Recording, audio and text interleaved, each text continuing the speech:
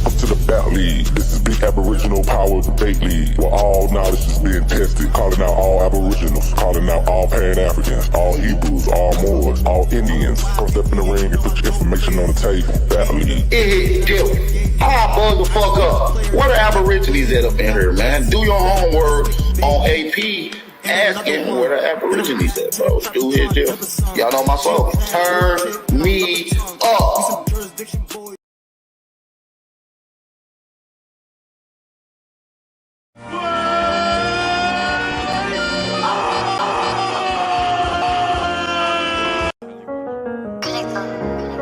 I had to really step back and look at my situation for what it was. I had to look at my life like it was a movie. I had to look at all the moving parts. So the way I could really understand what it was. They say love make you blind. Yeah. I'm introverted. I don't talk to niggas cause I'm constantly serving. I got a trap on top of my bed, I got a murder. Head goes on the block, the streets wanna murder. This shit come with burdens. The streets wanna murder. Streets wanna murder. I told you that this thing of ours, it come with burdens. This shit come with burdens. This shit come with burdens. This shit come with burdens. Paint the city red.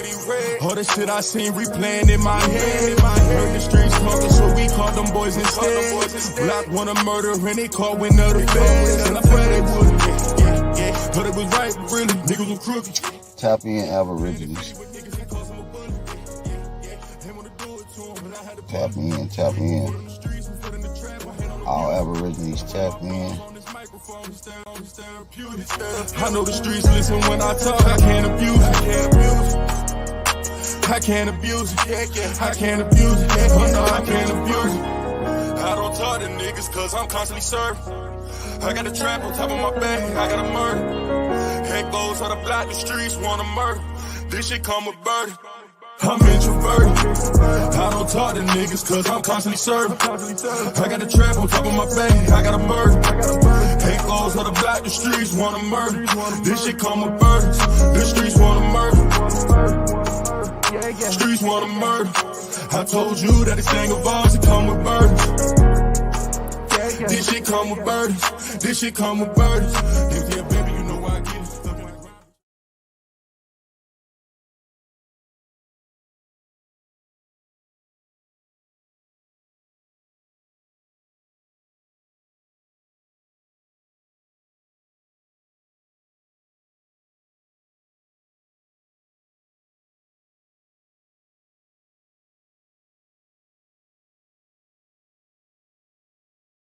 Shout out to everybody in the building, man. We got a very, very, very special day for you guys.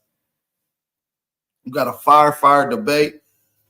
Shout out to everybody that's in the building. I want to say peace and love. We are expecting a fight. We are expecting a battle. We're expecting war between these two brothers. They're coming to put on a classic to end the Big Aboriginal Power Debate League and to end the year this year with one of the fire heavyweight jams. If you guys are ready, drop those fire emojis. Turn me up. Y'all know my slogan. Man, let's get right into it. Who we got coming in here right now? We got one of the brothers in here.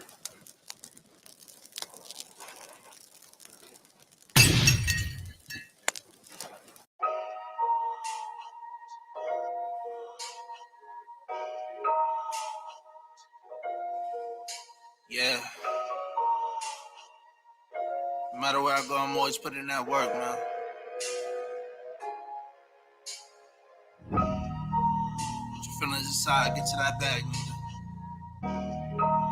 You only got one life to live. How you gonna live your life? Get that bag, get through. Get that bag, get through. Ayo, 40, what you cooking? I've been insane, don't fuck with no lames. Just get the money and quit the complaining. Driving the foreign, affording a statement. Bitches is on me, they know that I made it. I'm dodging these studies like I'm in we got not a coincidence in the building, family. We got not a coincidence in the building. Drop them fire emoji. Let's go. The nigga I'm flipping. Look at me, mama, I made it. spoil my presence like I was the baby. Don't fuck on my old bitch, I got a new lady. I couldn't wife it cause she was fugazi. Wasn't a hoop, now I'm in a Mercedes. She ain't got nothing where she could persuade me. I do the money and dick, now she crazy. Blowing my shit, I'm like, bitch, is you crazy? I'ma put in that work. Blow a couple thousand on merch. Fly like a level off from earth. Keep my hands in the dirt. Violate body in the hearse. Make way for the realest to emerge. I'ma put in that work. Blow a couple thousand on merch. Fly like a level off from earth. Keep my hands in the dirt. Violate body in the hearse. Make way for the realest to emerge. Yeah. It's a new year. I got 20/20 vision. Still gonna get the chicken trying to stay from out of prison. Keep the strap on when I lay up with these women. And keep on my phone like I should be up in them. Hit them with the pause when I hit the mall spinning. Put them on the snap, must have been a poor image. Them ass shots got them looking like they all finished. Back blocks when I hit the blood, drugs flipping. When I put in work, no limit.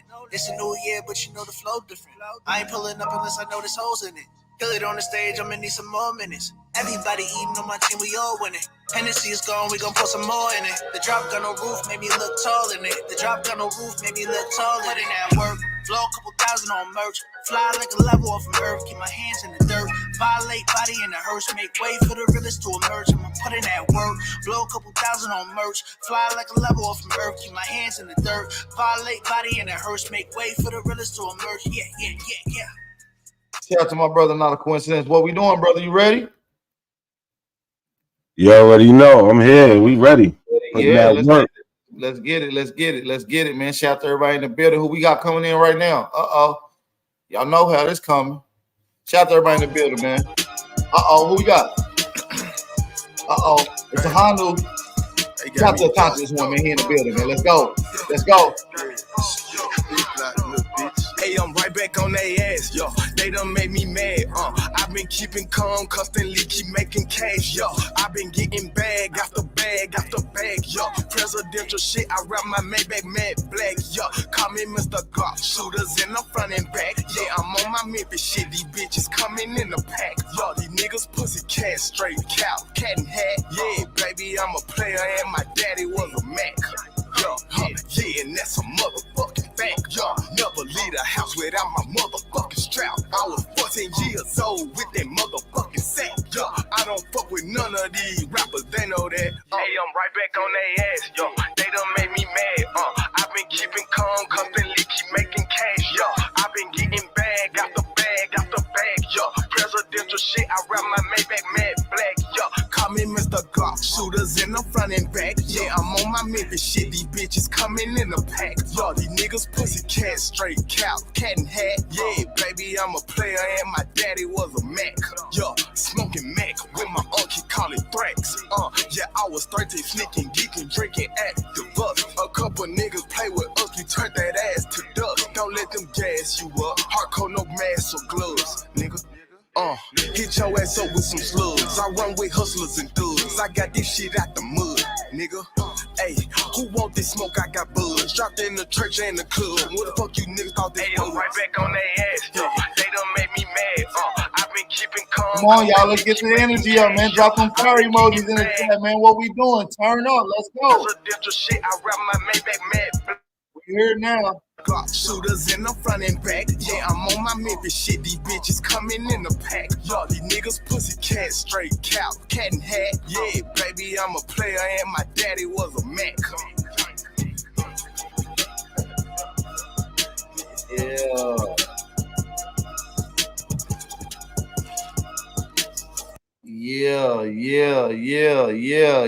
We here, family. We here.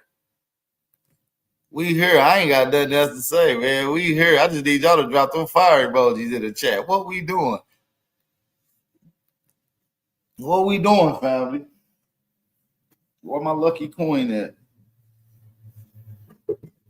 Here it goes. Uh-oh. Y'all know what that means. We ain't even gonna wait for it.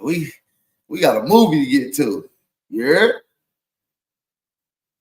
Hey, New York versus New Jersey in the building. Attentionist versus pro-black nationalists in the building. What we doing, man? Get the energies up. I need y'all to flood this thing out with fire emojis. Not a coincidence you came to farthest, man. Let's get right into it, man. How you calling in the air? Tails. Tails. Oh, in the head? Yeah.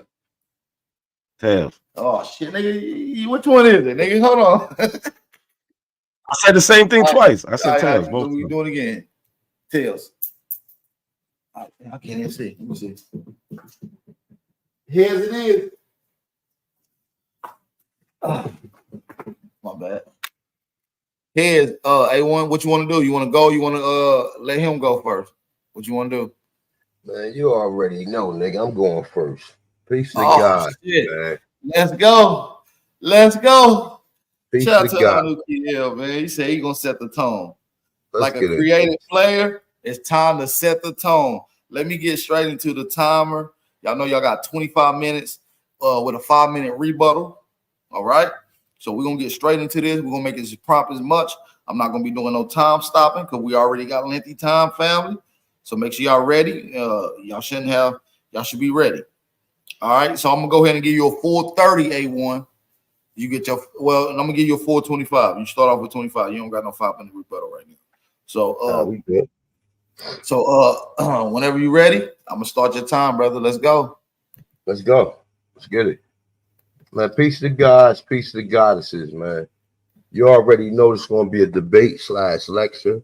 This is free Aborigines who some of us may have owned slaves against actual Africans or actual Aborigines who think they from Africa and think they Africans bought here, and that word slave was applied to them. So here we go. We got not a coincidence, right? We've been constantly trying to help this brother, telling him you're not a slave. And you know what he say? I'm an African slave. And this is the way that a lot of these niggas act. They act like we got to do an exorcism towards them, right? And this is definitely going to be an exorcism. Definitely. Right? So let's get into it, right? We all know the K through 12 conspiracy, right? We all done went through this. I done put this out there plenty of times. We know who the people who funded our schools. We know the people who funded our schools, that they came from the eugenics programs, or a lot of these COINTEL and all these other operative programs come from eugenics, right? So I'm going to read this real quick, right? So just to keep in mind what John D. Rockefeller and Frederick T. Gates and what their letter actually says and what they don't want from individuals, right? So it says, in our dream, we have the limitless resources and the people yield themselves in perfect docility to our molding hands. The present education convention fade from their minds, and unhampered by tradition, we will work our own goodwill upon a grateful and rival folks. We shall not make these people or any of their children into philosophers or men of learning or men of science. We have not to rise from them, authors, editors, poets, men of letters. We shall not search for embryo great artists, painters, musicians, nor lawyers, doctors, preachers, politicians, statements of whom we have an ample supply. The task we set before ourselves is a very simple one, as well as a very beautiful one. To train these people as we find them a perfectly ideal life, just where they are.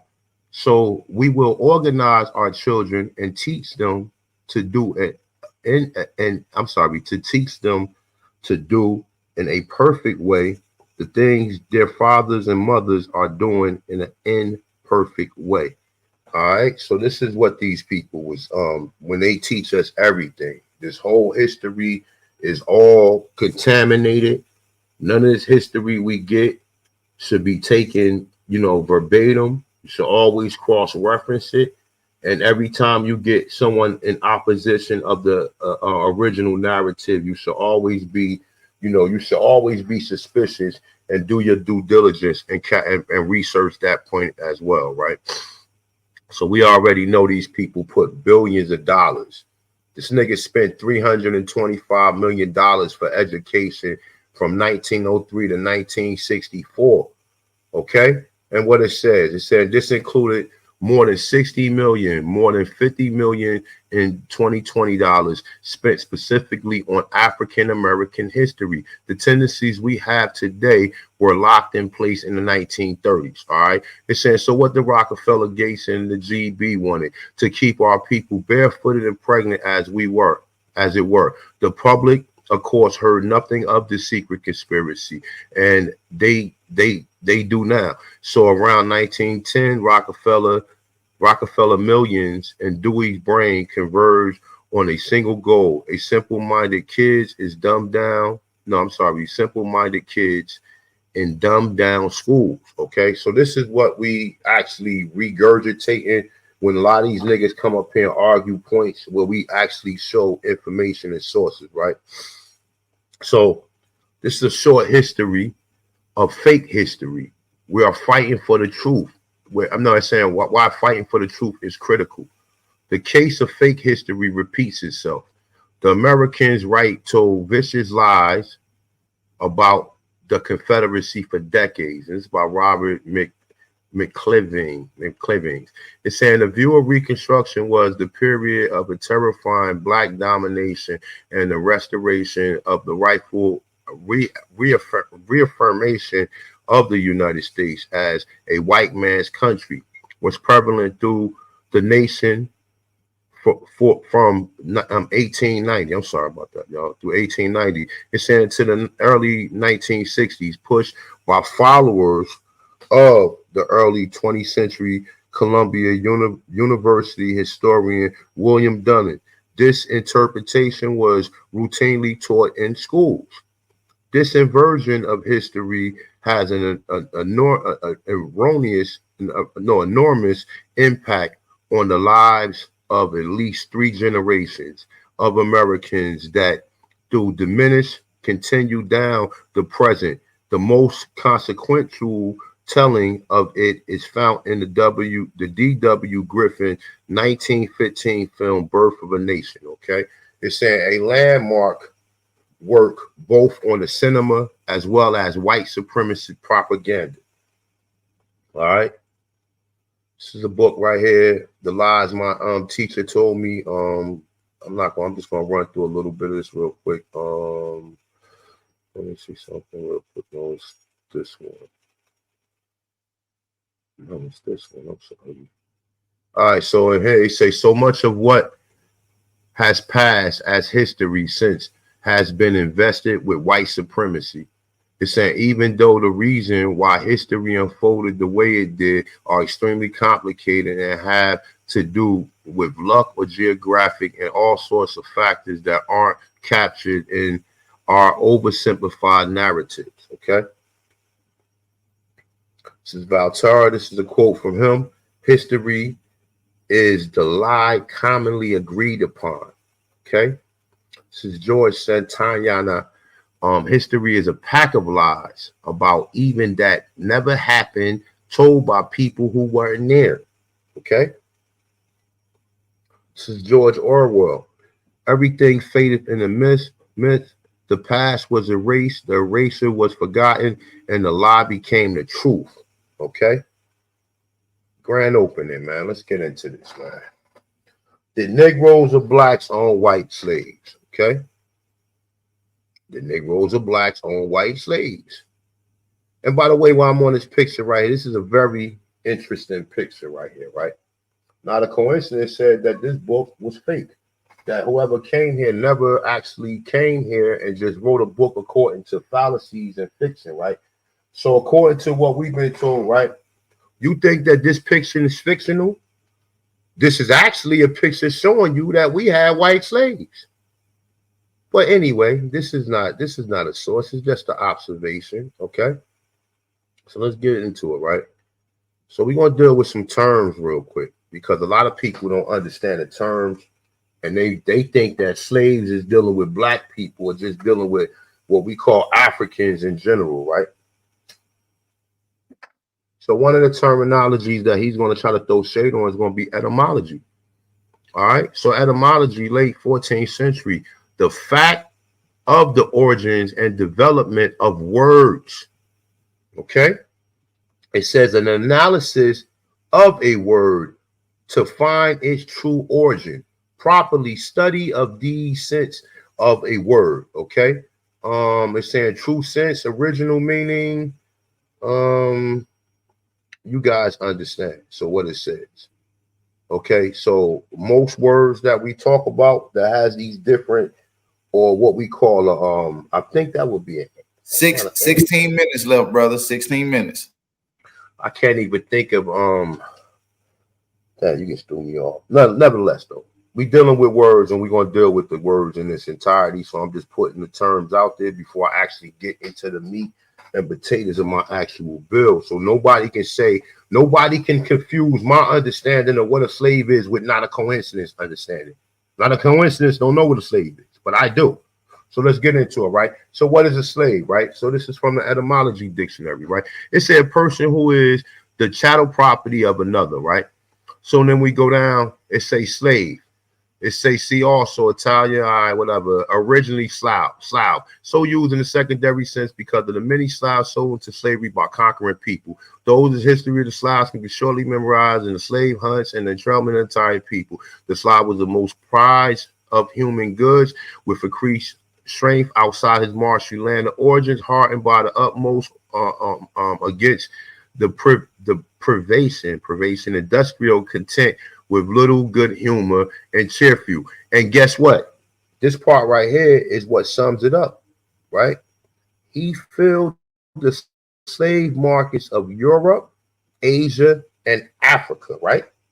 Well, we're going to find out that he filled the slave markets of America as well, right?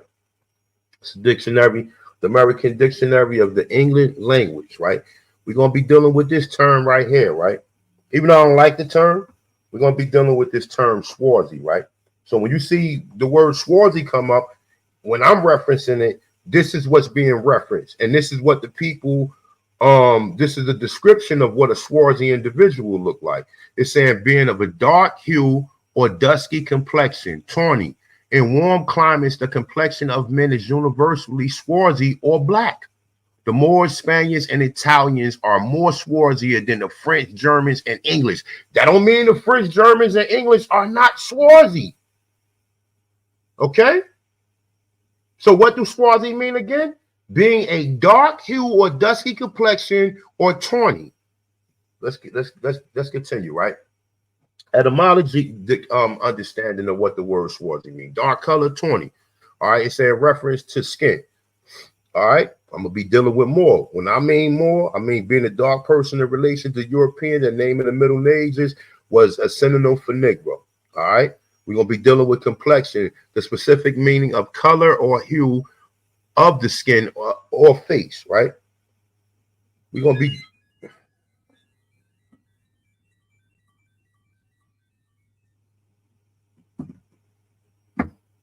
Hold up for a second. All right, let's get into it. All right, we're gonna be dealing with servant. Okay, from 12th century, servant, male or female, personal or domestic attendant, one owning duty of service to a master or lord, one employed by another and subject to his orders. Okay, it says the noun use of servant, serving, waiting, part particular, a server, to attend, wait upon, right? See, serve, right? So it's a form from early 14th century as what? Slave. So the word servant is a synonym for the word slave. Okay? Also, it goes down. It says in later biblical translation of the word often was used to render Latin service, Greek slave, nigga. Okay? We're going to be dealing with family. Early 15th century, servant of household. Okay? It's saying family, servants, domestic, collectively, the servants in a household. Thus, all also members of a household. The estate property, the household, including relatives and servants. Abstract noun formed from familiar servant or what? Slave, right? It's saying a Latin word rarely appears in the sense of parents with their children, for which domestic, which was derivatives of the familiar, including serving woman, maid, in the manner of a servant, servitude is saying of household of slaves. So the word family, according to how the word was constructed and what it was original use for, it was calling people or members of a family, or the members of a family, also servants or slaves. Okay. Hold on, let me go back. My bad. All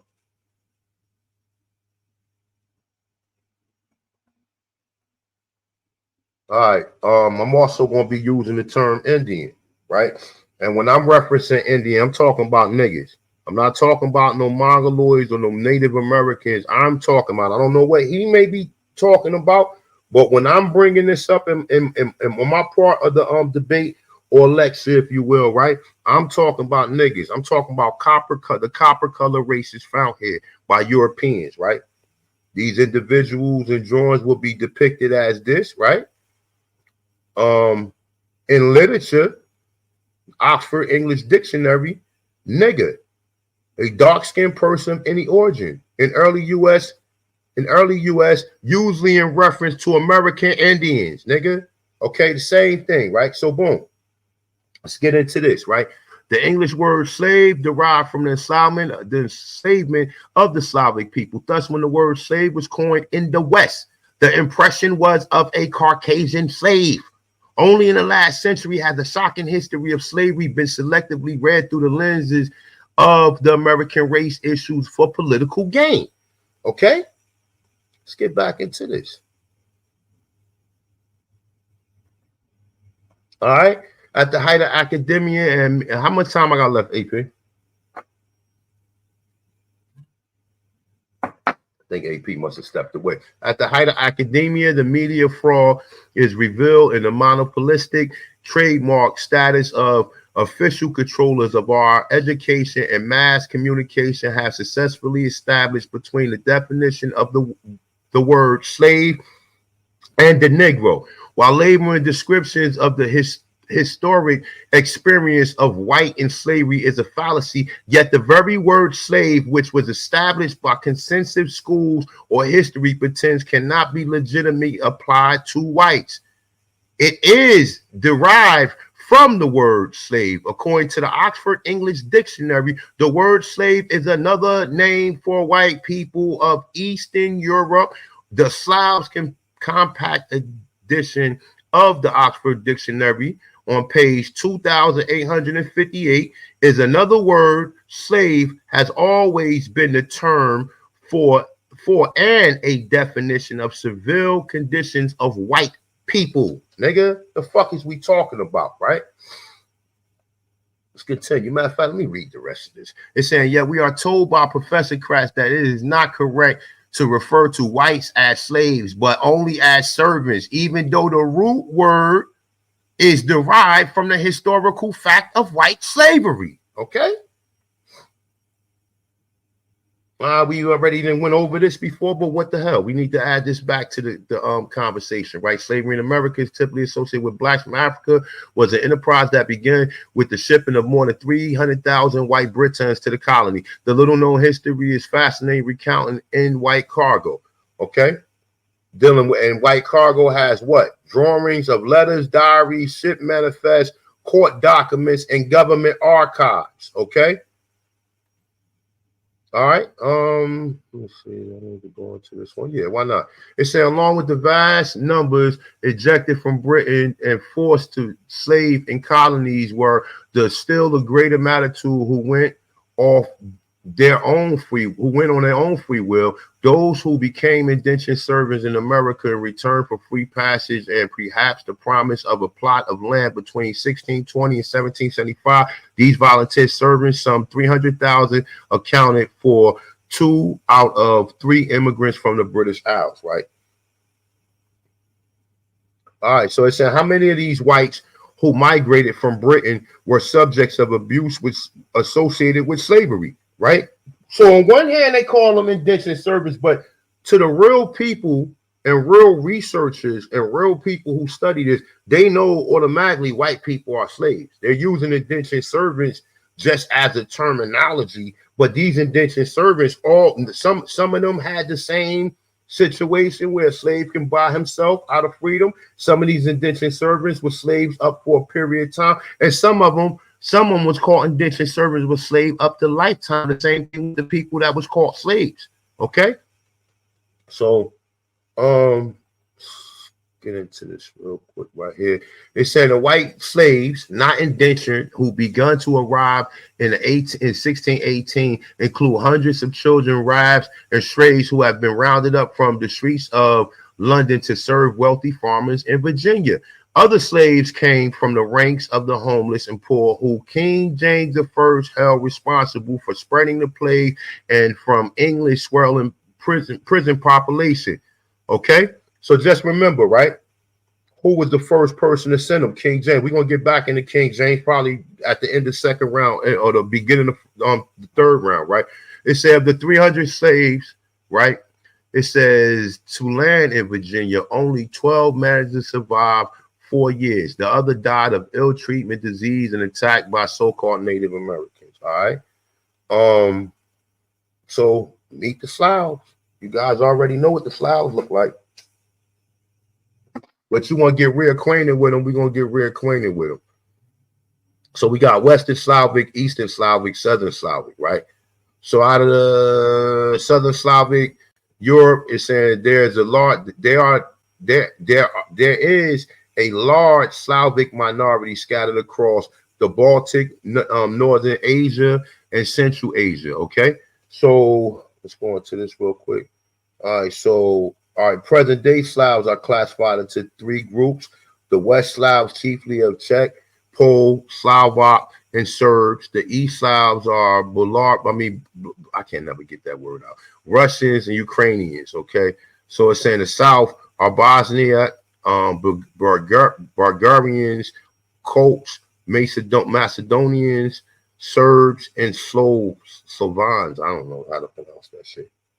These are some of the areas where these people was at right here. Some of the areas that I just talked about. And this is most of the people that you see, right? But we're going to get into why I didn't say Germany and London and all these places, right? Let's get into the Mann Act real quick, right? So the Mann Act, previously called the White Slave Traffic Act of 1910, is the United States federal law passed on June 25th, 1910, codified as amendment, whatever. It is named that 4 minutes, brother. 4 minutes. It is named after Congressman James Robert Mann of Illinois. It is the original form of the act, made it a felon to engage in interstate or foreign commerce transportation of any woman or girl for the purpose of prostitution or debauchery of any or other immoral purpose. Okay, so bam. One of the first individuals to get hit with it, right, is the great boxing champion Jack Johnson, right? And check this out. In 1920, Jack Johnson became something else more than a champion, world champion boxer. He became a wanted man, accused of violating the Mann Act, which forbade transporting women across state lines for immoral purposes. Johnson's relationship with white women got him in trouble with the law. At the end of the 19th century, the concept of white slavery sparked a public panic. The Mann Act, also known as the White Slave Trafficking Act of 1910. Okay, so he got charged with the Mann Act, which the Mann Act is what?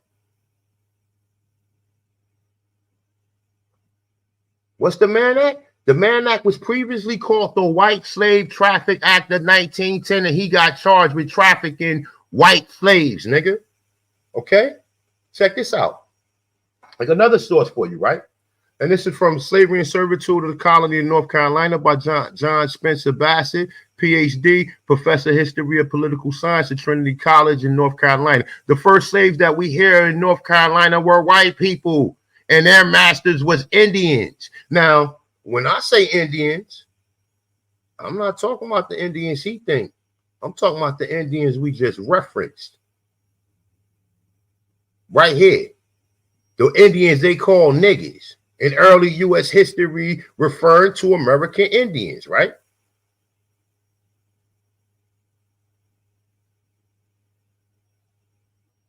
In case you want to know what they look like real quick.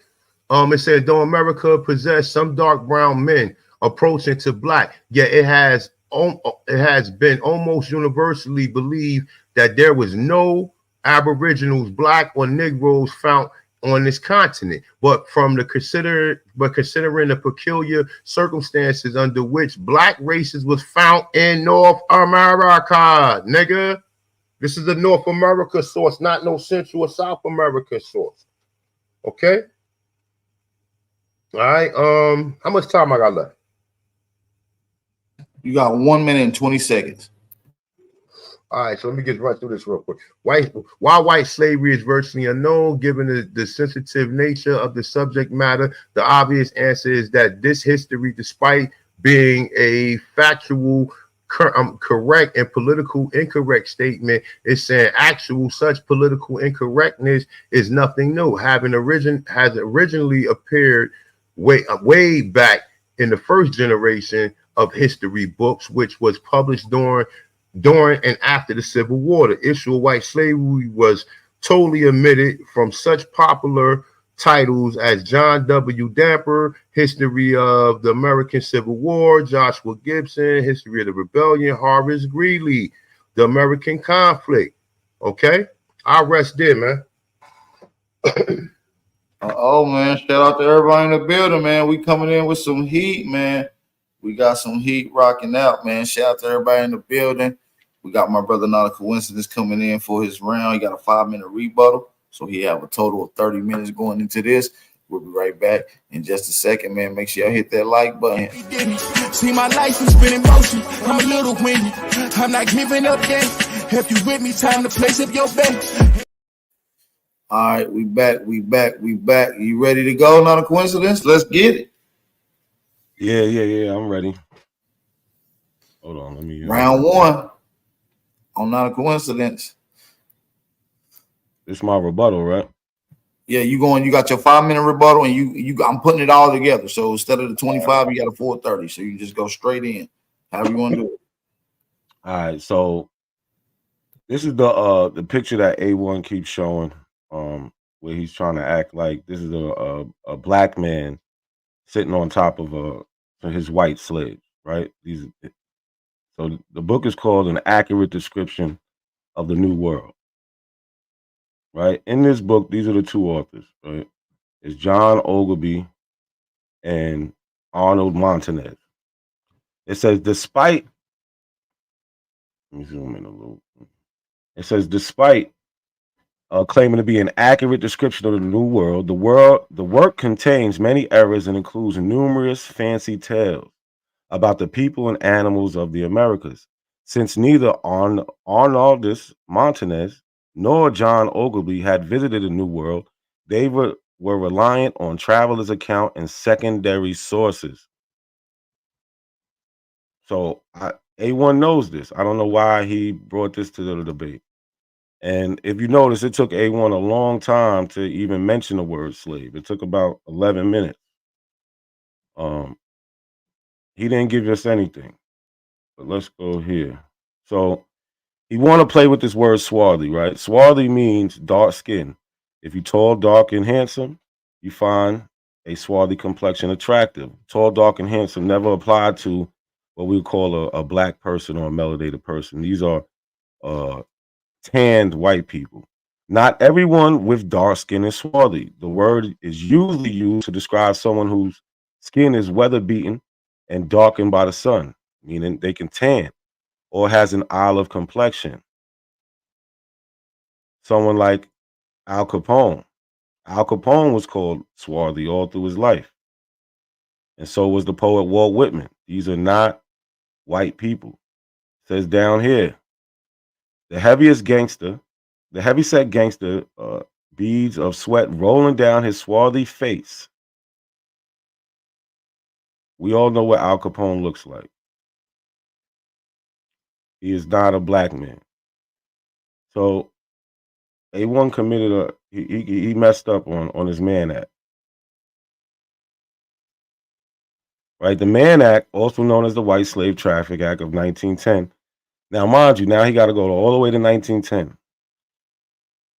is a federal law that criminalizes the transportation of any white women or girl for the purpose of prostitution or debauchery or any other immoral purpose. So where's the white men, A1? So there was no white men enslaved? Is that what you're trying to say? This is only white women?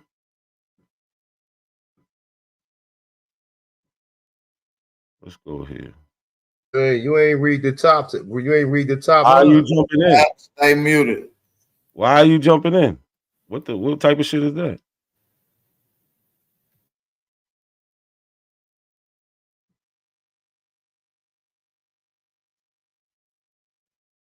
All right. So did black people own white slaves in America? Was the system of slavery really told to us in reverse?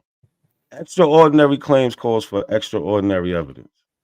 A1 didn't give us any evidence. He just played with what is called an etymological fallacy. It's the assumption that the present day meaning of a word is similar to a historical meaning of historical meaning.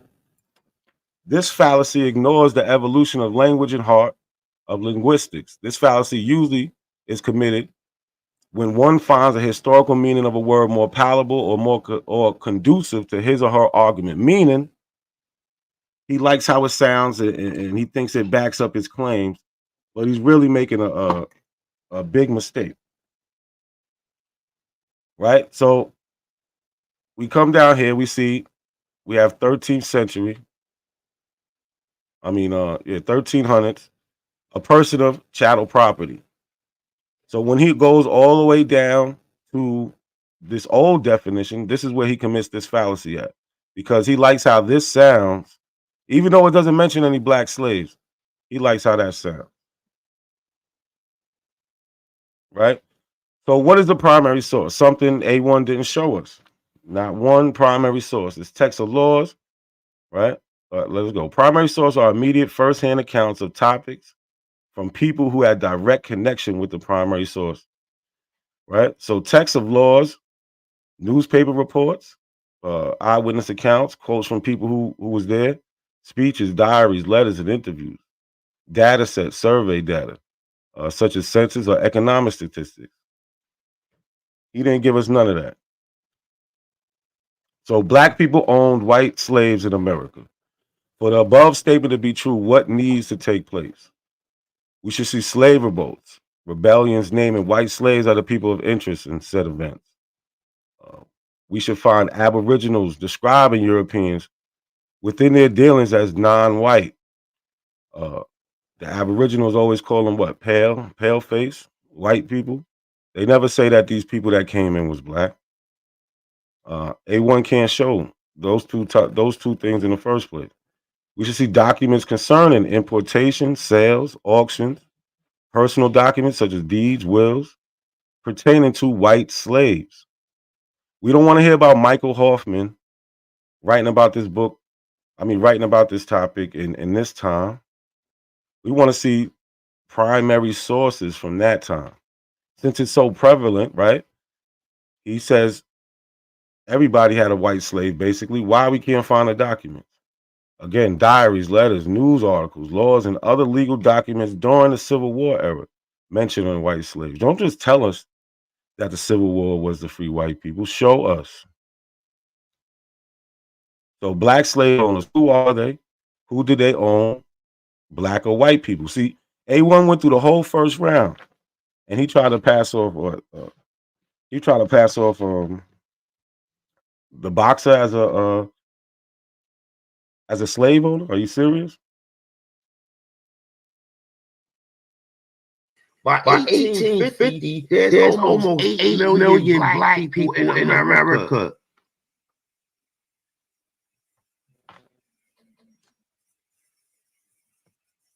And then out of 8 million, probably like 2 million of them owning fucking slaves.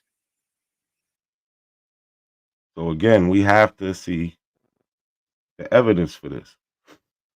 What evidence do we have, right? According to the statistics, which is the primary source, Black enslaved population of the United States from 1790 to 1880. There were almost 700,000 slaves in the U.S. in 1790, which equated to approximately 8% of the total population, or roughly 1 in every 6 people. By 1860, the final census taken before the American Civil War, there were 4 million slaves in the South compared with less than 500,000 free African Americans. In all of the U.S., of the 4.4 million African Americans in the U.S. before the war, almost 4 million of these people were held as slaves, meaning that for all African Americans living in the U.S. in 1860, there was an 89% chance that they lived in slavery. Where's your stats from real stat places, right? And if you look at my my slides, you'll see I have the source right there for everything. So something A1 didn't show you was black slave owners. So let's talk about it. Anthony Johnson, right? Antonio may have arrived at the colony from Angola the year before aboard the James. Antonio, a Negro, is listed as a servant in the 1625 census below. Although it is not known exactly how or when the Johnsons became free, court records in 1641 indicate that Anthony was master to a black servant, John Casaw. By 1650, the Johnsons owned 250 acres of land stretched along Pontotoc Creek on the eastern shore of Virginia. White planter Rob Parker secured the freedom of Anthony Johnson's servant, John Casaw, who had convinced Parker and his brother George that he was an illegally detained indentured servant. Anthony later fought the decision. After lengthy court proceedings, Casaw was returned to the Johnson family in 1655. So Anthony Johnson is famous for owning one of the first black slaves, not white slaves, black slaves. John Casaw was a Negro. In August of 1670, 20 minutes, brother. 20 minutes. In August of 1670, an all-white jury ruled that Anthony's original land in Virginia could be seized from his surviving family by the state because, now listen to why, since A1 wants to try to paint this picture like the Negroes is running everything, because he was a Negro and by consequence an alien. So if Negroes are from America, why are they calling him an alien? Why? Because he's from Africa. Negroes aren't from America. And 50 acres that Anthony had given to his son Richard wound up in the hands of wealthy white neighbor George Parker. This is from Race and Belonging in Colonial America, the story of Anthony Johnson.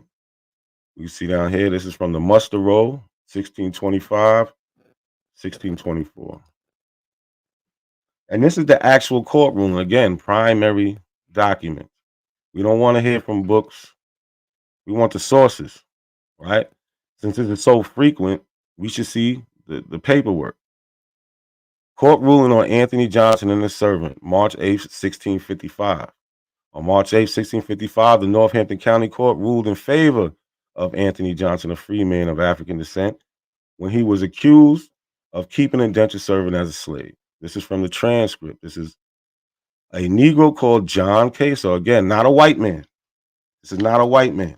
This is a Negro called John Casaw came to this deponent and told him that he came to Virginia for 7 or 8 years per indenture and that he had deemed his freedom of his master, Anthony Johnson, and further said that Johnson had kept him, his servant, 7 years longer than he ought. It is therefore the judgment of the court in order that the said John Casaw, Negro, forthwith return unto service of his said master, Anthony Johnson. And that is how he became a slave. Again, a Negro, not a white man. A1's going to have to show us paperwork of him owning a white man as a slave if he wants to try to convince everybody that Anthony Johnson was running around owning white slaves. It's that simple. And since Negroes is running everything, 1670, Anthony Johnson lost his land. Why? In August 1670, this is the primary. Several months after Anthony Johnson's death, a jury in Virginia court decided that because he was a Negro and by consequence an alien, ownership of the 250 acres Johnson once owned should be escheated or reverted to England. Primary sources. Next black slave owner, something A1 didn't talk about. William Ellison, born April Ellison, was an American cotton gin maker and blacksmith in South Carolina and former African-American slave who achieved considerable success as a slave owner before the American Civil War. He eventually became a major planter and one of the wealthiest property owners in the state, according to the 1860 census, in which his surname was listed as Ellison. He owned up to 68 black slaves, making him the largest of the 171 black slave owners in South Carolina. He held 63 slaves at his death and more than 900 acres of land. From 1830 to 1865, he and his sons were the only blacks in Sumter County, South Carolina, to own slaves. The county was largely devoted to cotton planters, and the majority population were slaves. See, I'm bringing you real people. Real people.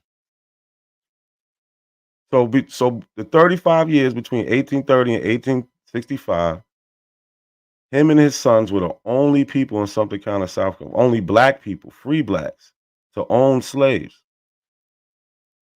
They're not talking about white slaves. So this is the Yorkville Inquirer.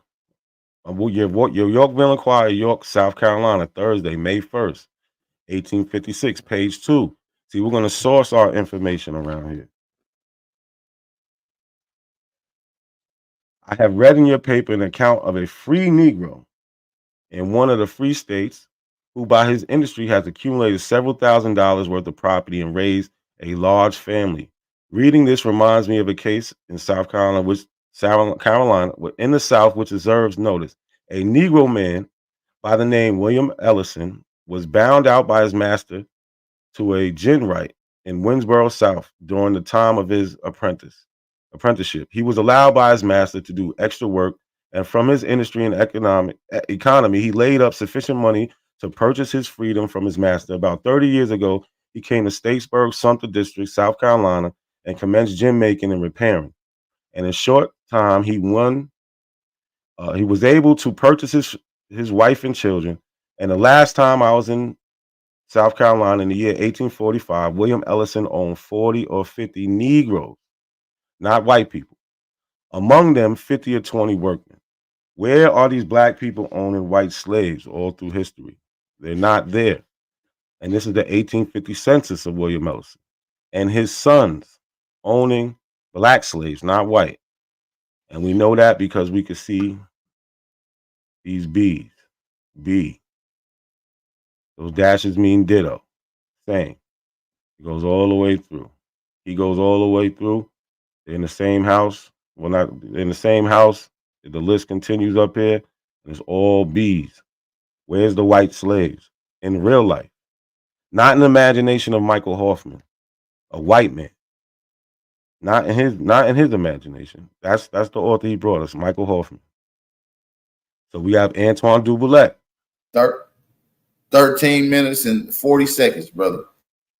We got Antoine Duboulette, was the Republican state treasurer of Louisiana from 1868 to 1878. He was one of the wealthiest African Americans before the American Civil War. Duboulette was a free black, his father part owner of Cedar Grove Sugar Plantation, which he had inherited from his parents. Upon his father's death, Duboulette took over his father's responsibility and assisted in managing the plantation. The plantation held more than 70 slaves. In 1834, the plantation was divided between Duboulette and his siblings. You can get that from his Find a Grave website. The successful management of both his and his wife's properties allowed him to acquire additional properties, which included a plantation on the west bank of the Mississippi upriver from New Orleans. By 1860, he owned more than 100 slaves and was considered the wealthiest black slave owner in Louisiana. This is an 1860 census of Antoine Duboulette owning black slaves. Where are the white slaves, A1? As we see here, Antoine Duboulette, all black. Like I said, these are the primary sources. Something he doesn't have. It's Antoine Dubulet, wife sold land to now deceased man. That man's estate at his death contains Negro slaves.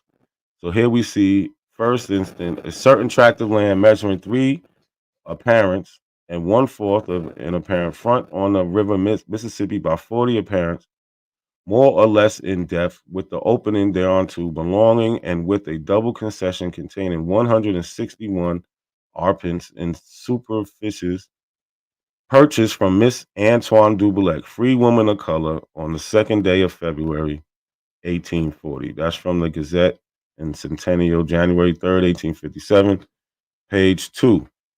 Now, if we go over here to the right here to the left, we see the following named and described slaves attached to and being on the above described plantation, to wit. Look at all these Negroes. Where are the white people? We got Grady, son of Negro boy, age 2, an orphan. George, Negro man, age 35 years. Charles, Negro man, age 21 years. Jack Brown, Negro man, age 50 years. And so on and so on and so on. This whole list is nothing but Negroes. We're still looking for the white slave. So far, A1 gives us the Mann Act, which only is talking about white girls getting pimped out. He can't be serious. This is the Manning Times, May 22nd, 1907, page 1. Owned slaves. Some Charleston history, not very generally known. Richard colored folks who owned and controlled Negro slaves, the same as white people. It's in 1907, they're writing about this. Who owned and controlled Negro slaves, the same as white people, up to the close of the Confederate War. They were very intelligent and stood well among the white people. I thought the white people were slaves. Or are they family? He said slave means family. Servant means family. Servant means slave. So slave means family. So you saying that y'all are the white slaves? Since that's y'all family? I don't know. That was confusing. Hey, There were good. How much? You got 9 minutes and 50 seconds left, brother. There were a good many Negroes who owned Negro slaves in the South before the war, says the News and Courier in the list of taxpayers of the city of Charleston, 1860, published by Evans and Cogwell in 1861. The names of 132 colored people who owned and paid taxes on 390 slaves in Charleston. The tax on slaves was $3 per capita, and the amount paid on the Negroes owned by Negroes in this town at the beginning of the war aggregated $1,170. But doubtless there were other slaveholders among the Negroes in other parts of the state, but of those we have no record. Nowhere in time do you see these people talking about white slaves being owned by black people. This is Black Slave Owners by Joseph E. Holloway, a black man, not a white man like Michael Hoffman. Because, Aboriginal love saying we only get stuff from white people. I think that's where y'all get it from. The majority of black slave owners were members of the mulatto class. Well, we know especially that's where A1 gives it from. The majority of black slave owners were members of the mulatto class, and in some cases were the sons and daughters of white slave masters. Many of the mulatto slave owners separated themselves from the masses of black people and attempted to establish a caste system based on color, wealth, and free status. According to Martin Delaney, the colored community of Charleston City clung to the assumption of the superiority of white blood and brown skin complexion. These mulattoes of the old free black elite did not attend church with the dark-skinned blacks of Charleston City. They were not only formed congregations, which excluded freedmen of dark complexion, but they only married among other mulattoes to keep the color in the family. So these black slave owners, they felt like they was better than the rest of the black people. This is who A1 wants to be. He wants to be one of these mulattoes who got a white father and thinks he's better than everybody. Again, remember, he goes into this etymological fallacy. Let's not keep letting him put this out in front of us. The assumption that the present-day meaning of a word is similar to the historical meaning. This fallacy ignores the evolution of language and heart of linguistics. This fallacy is usually committed when one finds the historical meaning of the word more palatable or more conducive. He's only choosing this word slave because it sounds good to him. That's the only reason. Yeah.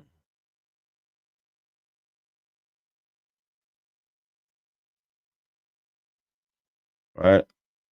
Shit. So let's listen to the A1 tell us what the topic is, because I think he forgot. He's a little bit off topic. What's our debate? What's our debate? He just told me what the debate. I don't know. I told him. What was it? What's The black people own white slaves. Oh, man. And what's your position? What you mean? Yes. Emphatically. That black people own white slaves? Emphatically. And not a coincidence saying that black people didn't own white slaves? No, he's saying yes. Wait, he's saying no? No, he's saying black people didn't own white slaves. And you talking about United States? Yes. Here. Again, where are the white slaves? When you gonna get on topic? So let's go over some things. How much time I got left? You got 5 minutes, brother. 5 minutes and 10 seconds. Now remember, he told us that it was 8 million black people and 2 million owned slaves. We found that out not to be true. The numbers don't add up to that. Anthony Johnson, a black slave owner that he said he probably going to talk about. Where in his record did he own white people? We have the record. We have the record of him owning the first Negro slave. But where's the record of these white slaves? We should see court records of them. We should see bill of sale. He had to get them from somewhere. He didn't grow them out the ground. Where did he buy them at? Something, A1. William Ellison. We have all through William Ellison, we got records of him what? Owning Negroes. Like here in the census. Why didn't they put white on the census? Why didn't they put a W? These are questions A1 has the answer for us. He can't come out here and say just everything's fake. Antoine Duboulette, another person he loves. He never owned any white people. How? We have the records. One is the census record.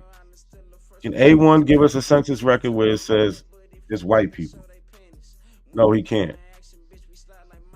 Right? We have news articles of the time that express how Negroes was owning Negroes. We don't have what A1 is trying to give us, where in the 20th century, you got white people writing about being owned by other white people. Because Michael Hoffman, in none of that book does he said that it was black people who owned those white people.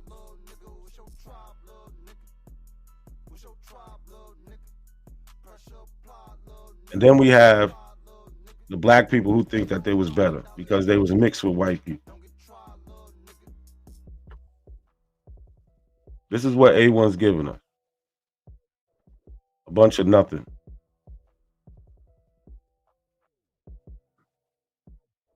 I'll land my plane right there. Still have 2 minutes left, big brother. No, I'm good. I don't need it. Okay. All right. Shout out to everybody that's in the building. Shout out to everybody that's rocking out. It's your brother Aboriginal Power. We into another one, man. We about to rock right on out. Y'all know how we coming, gang. This is a fire one. They just got done with their first round. Y'all know how it is. We waiting on Hanu Will. Get ready. You can come right up. Shout out to everybody in the building. This was a fire. See, my life has been in motion. I'm a little windy. I'm not giving up yet. If you with me, time to place up your bet. Ain't no turning back. Got niggas who ran. When we caught his ass, got caught in that jam. Shout out to everybody in the building, man. Let's get it going, man. A1, it's on you. I'm pulling you up. Let me get ready to set your time up right now. And it's on you, brother. Whenever you're ready, just get it go. A1. A1. Bro, I'm right here, man. Relax, man. I got you. All right, we'll say something. We don't know. Ain't no relaxing, niggas. Niggas have too much fucked up as technical difficulties, and let's get it. All right, so let's get back into it. So look, you can take that background music off, AP. All right, there you go. All right, so man, listen. You showing us two slave owners, right? Two Negro slave owners. You want to pull up Antoine Dubélec and Anthony Johnson, right? So let me show you something real quick. I don't know what you think you be dealing with sometime, I do, but let's get into the meat and potatoes of this shit. All right, so I'm gonna share my entire screen. So look, he pulls up them two people right there, right? And I've been telling this nigga for years, just this book alone, right? Every state, nigga, we got Negroes owning slaves. There's thousands of them. Why you keep on bringing up Antoine Dubélec and Anthony Johnson? But we're going to get into Anthony Johnson later on, though, right? But we have a whole book of Negroes owning slaves, my dude. And like I said, even here, and this was additional right here. This is in South Carolina alone, where they telling you they bought all these niggas and they was enslaving Indians and they was enslaving white people, right? It's just so funny that none of these black people who write these books and show you any of these statistics, what was going on, they never bring up white slaves. They never even utter the words white slaves. Every slave was black. Every slave was black, right? God, let's get into it. A piece of the gods, man. Y'all already know what time it is. So we got white slavery, right? The new democratic doctrine, right? So we got evidence of white slaves at the same time, right? But he can't find no evidence of it because all he looking for is black slaves. All he looking for is black slaves. That's why he can't find no white slaves. And then when somebody telling them a situation and giving you accounts and giving you documentation, you still reject it, right? Look, they got more flyers. White slaves. So where are these white slaves on that census? They just put slaves on there. You don't know who the slaves are. You assuming the slaves are niggas because that's what they telling you. But once again, back to the etymology of the word slave. We already know the slaves is brought here, as I'm about to get into now, right? So don't worry about it, my dude. You're gonna definitely get your time for. I'm gonna show you that niggas own slaves, right? So let's get into this. I'm gonna just tell you some of the situations that they went through, that they told us that we went through, right? So we're gonna get into that, right? So independent investigator A.B. Ellis, right, is saying rights concerning the transport of white slaves, the human cargo, many of whom were still tormented by unhealed wounds, could not lie down at once without lying on each other. They was never suffered to go on deck. The hatchways was consistently watched by the sentinel armed with hangers, right?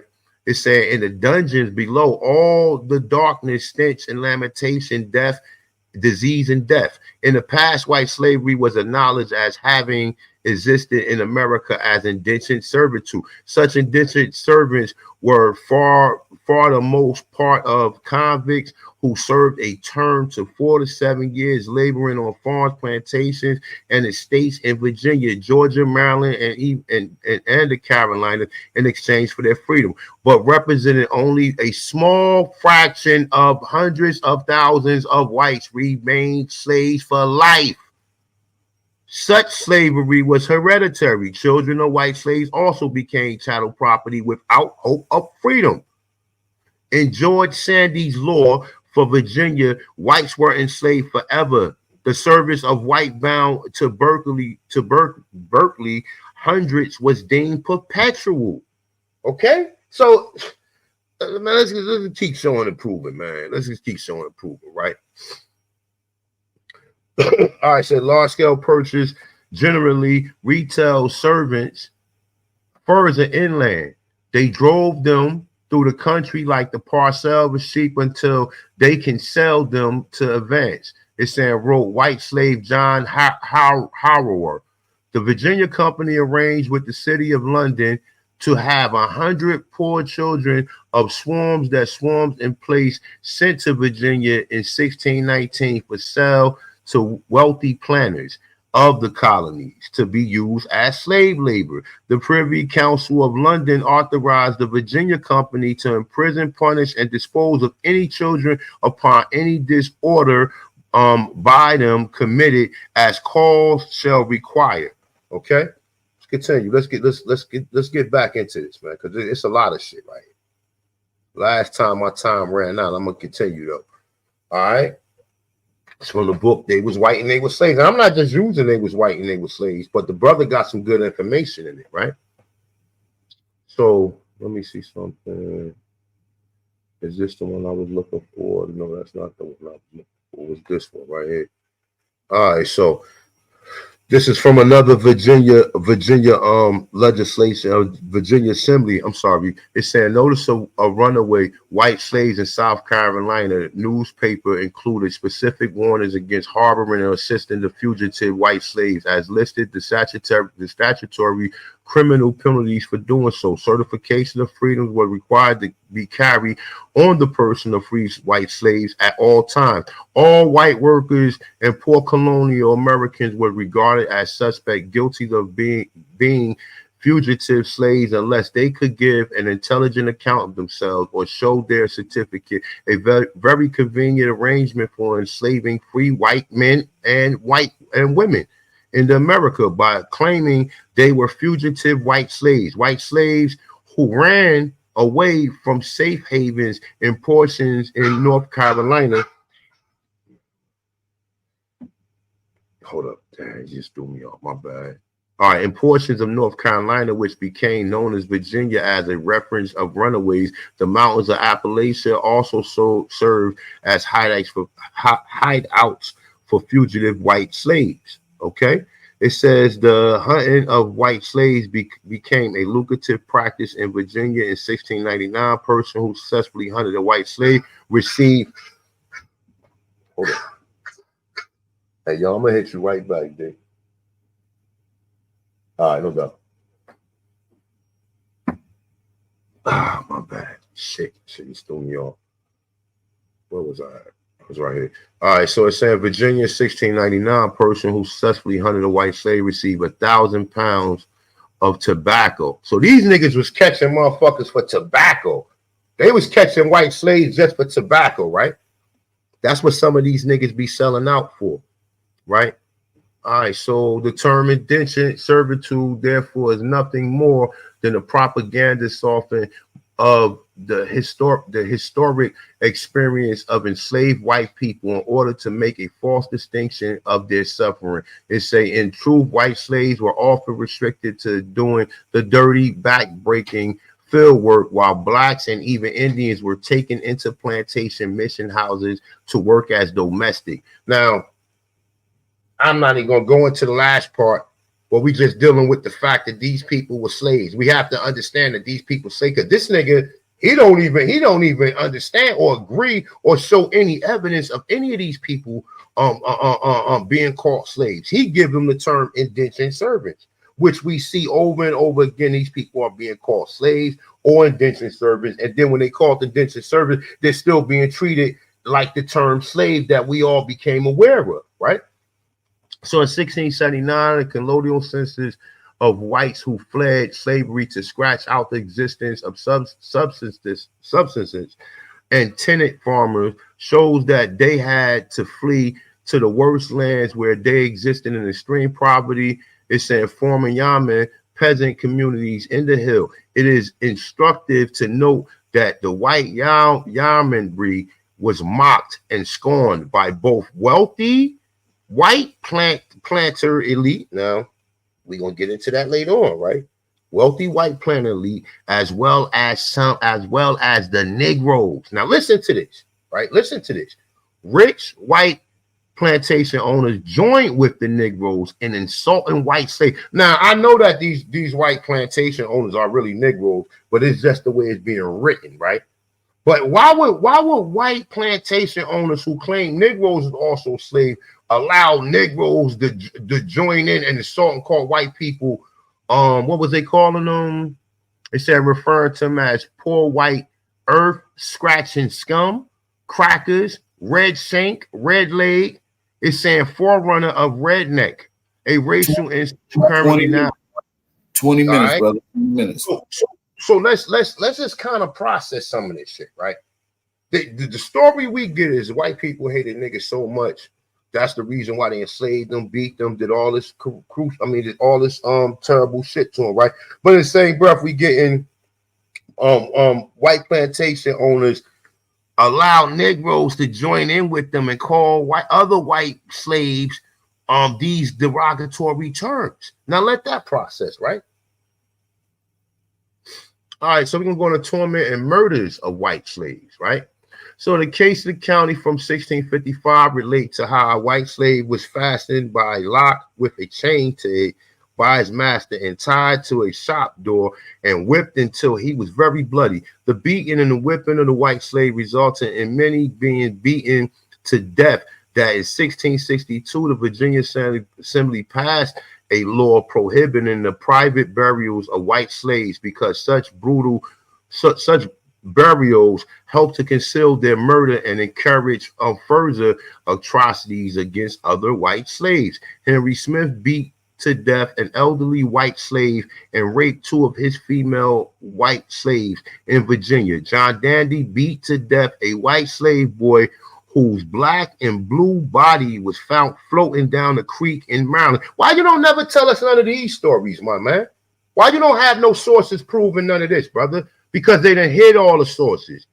Then you ain't gonna find no records of these people calling these people white or calling white people slaves. The terminology was just slave in itself. And you the one who got slavery or the misunderstanding of slavery confused, right? So let's go into something else, right? Right, some more torment. Let me see. Is this the one I was looking for? Yeah, this is it. All right. So the article of New England Confederation provided that where a white slave fled his master for another colony, another colony in the Confederation, upon the certificate by one judge in the colony to which the white slave has fled, the fugitive would be delivered back into slavery. It's saying class with thief. Let me get that together. Class with thieves and other criminal, the fugitive white slave could be pursued by hue and cry, and the land and over water, and men and boats were often impressed in the hunt for him. Magistrates, sheriffs, and constables was authorized by the statute to whip the fugitive white man severely before returning him to his master. 20 to 39 lashes being the usual sentence imposed. Massachusetts authorized that any white slave who had been previously whipped for running away was to be whipped again just for being found. Yo, come on, man. Where's the stories at like this? Not a coincidence. Where's the stories that talk about white slaves? You are a fucking coon and a fucking sellout, my dude. You are the epitome of what a coon is, nigga. I wouldn't even call no black dude a coon, but I'm gonna call you one. You are the epitome of a fucking coon. You enforce this false history and this pseudo nonsense, and then you keep on pulling up the same records. But guess what? I came prepared. I got way more than that, my dude. So let's continue, right? Oh, you gonna love the next one? Oh, y'all gonna love this one, right? Listen, Indian and black bounty hunters. Interesting, right? So in Maryland, 1715, a reward was offered to American Indians who were recruited as bounty hunters to capture runaway whites. Now remember, Indians had slaves too, right? Indians had slaves too, right? So the reason we could see that they're the bounty hunters because they was the ones that was owning these people that was running away. But that's a whole nother story. Let's continue, right? They said American Indians were recruited as bounty hunters to capture runaway whites and return them to their masters. For the better discovery of the encouragement of our neighbor Indians to seize, apprehend, or take up any runaway servant. It was decreed that for every fugitive white labor that the Indian caught and brought before the magistrate, they shall, for a reward, have a match coat paid him or them. All right, so it's saying the British colonial government was not adverse to calling on unlikely policemen to suppress white slave revolts. Blacks, it's saying blacks were admitted to the colonial militia responsible for policing white slaves. The aristocrat planters has felt the necessary to arm part of the black men. I'm sorry, I can't. This fucking font is killing my eyes. To assist in suppressing white slave revolts. All right. So this is from a book called Beckwith's Rebels and Reactionaries. On page 17, the armed black militia patrolled the Carolina from the end of the 17th century to at least the 1710, when Thomas Nern reports that black continued to be the member of the British colonial militia organized by the local government. So now we see niggas being free, right? So what gave these niggas special privilege? Why do we see some Negroes free and some Negroes in bondage? We're gonna get to that. We already went over what indentured servant is. Let's get into it. Y'all already know at this point in time. Oh, let me give you my first source, though, right?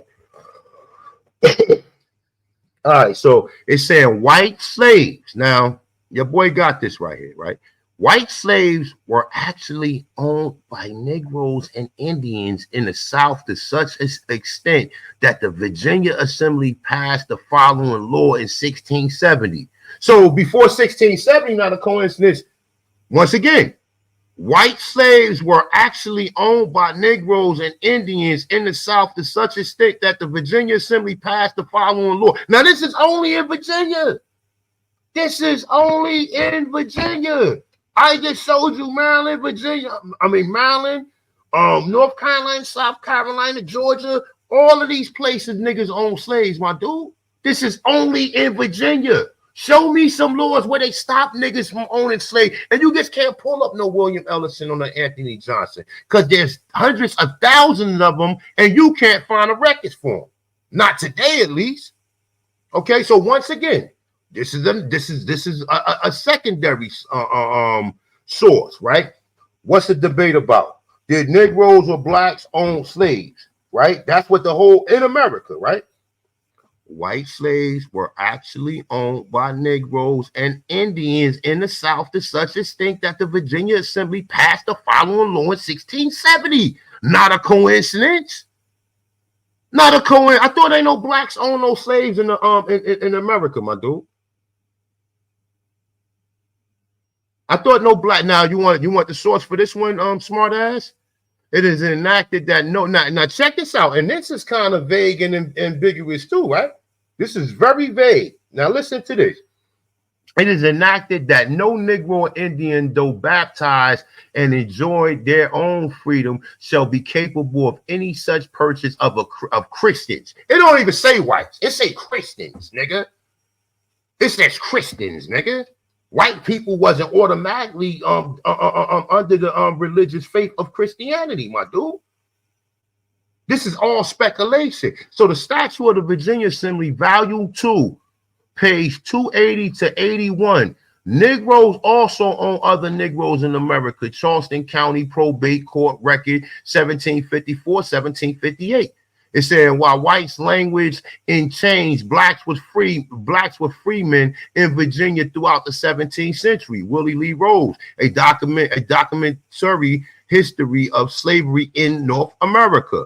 Page 15, John Henderson Russell, Free Negroes in Virginia, 1619 through 1865. Page 23. Bruce Levine, Who Built America, Volume 1, page 52. Since you want fucking sources, go look them up. But once again, the debate is about did blacks own slaves. There's not a timeline. There's not a timeline. He's saying that they didn't own slaves. In America, never. Once again, the debate is about did blacks own slaves in America. I'm going to read the source again. White slaves were actually owned by Negroes and Indians. And remember, Negroes and Indians is one and the same. I'm not saying an Indian is an Aborigine and that's a copper color brother, that's a Negro or whatever else you want to call them. So Negroes and Negroes in the South to such an extent that the Virginia Assembly passed the following law in 1670. Not a coincidence. And you know that this law exists, and we're going to get back into it again. Now check this out. I got some other shit for you, right? Now this nigga keeps saying that these slaves was mulattoes, right? And he thinks that the white man was running around here messing with these Aborigine sisters, right? And this is just Hey, 9 minutes, 45 seconds, brother. You gonna give me 9 minutes to run through this? God damn, boy. All right, so look, the condition of the mother. Oh, this picture real too. This is what niggas was doing. Look, and she got a fat ass in the picture. Look, and this is how niggas was perceiving these women. Okay, this is what was going on. Okay. They say contemporaries were aware that the popular stereotype in the white female indentured servants as whores, sluts, debauchery wenches. Okay? This is what they was calling them. Well, let's get into some more of this shit, nigga. Let's go. The condition of the motherfucking mother, not a coincidence. Hold up. Let me take a sip of this real quick. All right, let's go. 1662, the Virginia Assembly enacted that the law that a child was free or a slave depending on the condition of the mother. The legislation was passed defining the status of mulatto children. Children would be considered the same status as the mother. If the child was born a slave, the child would be considered a slave. Now, I don't know if you're ready for this next sentence I'm about to read, but anyway, in 1619, in 1691, I'm sorry, the assembly prohibited the manumission of white women. Now, just before we even go, since you don't know what the word of manumission is, it's a liberation from slavery, bondage, or restraint, freedom or feudal servitude. Okay? Also an instance of such release, nigga. So what?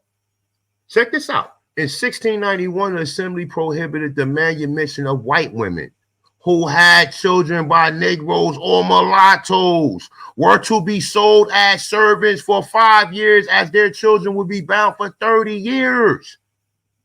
So you got niggas, right? And think of it like this, right? These niggas ain't slaves, or the Negroes or the mulatto. They're not saying that they're slaves. They're saying the manumission of a white woman who is already in slavery. Right, who had children by Negroes or mulattoes were to be sold as servants. So how would these niggas get access to slave women if they wasn't on the plantations with them? Oh, so they let the white women go out for a night on a night in the town and shit. How was these niggas having access to these women like that? Because most of them was the Negro slave owners. And I tell you, want to see this time and time again in this right here, right? So it says a Virginia law of 1672 recognized that there were masters who had lengthened the enslavement of the white female slaves by making them pregnant by the slave master himself. The mulatto was the most commonly used by the colonial County Court of Virginia and Maryland when they prosecuted thousands of cases of bastardry concerning the children which white women had by Indians or Negroes descent. And the case where their daughters and granddaughters was prosecuted, the case in which a woman had a child by an Indian was prosecuted under the same law as white bastardry, for which the penalty was a fine, a corporal punishment. In some instances, the indentured laws virtually enslaved the person for life, nigga. Now check this out. Let's continue. Condition of the mother. Young females in bondage was denied to the right to marry, a clever device for helping extend their servitude into full-fledged slavery. Since the penalty for a woman having a baby out of wedlock while a slave was the extension of her term. It's saying of slave labor, another 2.5 years. So they gave him another 2.5 years for having babies. How's all these white women having these babies by these Negroes? Okay. Get into this. Condition of the mother. Despite the efforts of the legislation, white serving women continue to bear children by black fathers through the late 17th century as well as through into the 18th century. From the genealogy, there were primary sources of the increase of free color population in 1723 until 1782, when Virginia relaxed its restrictions against the manumission. Over 370 families in the history descendants from white women. Many of these women may have 5 minutes, brother. My bad. 5 minutes. Many of these women may have been the common law wives of Negroes since they had several mixed race children. Okay, now remember, so they was a commonwealth of, hold up, let's read this again.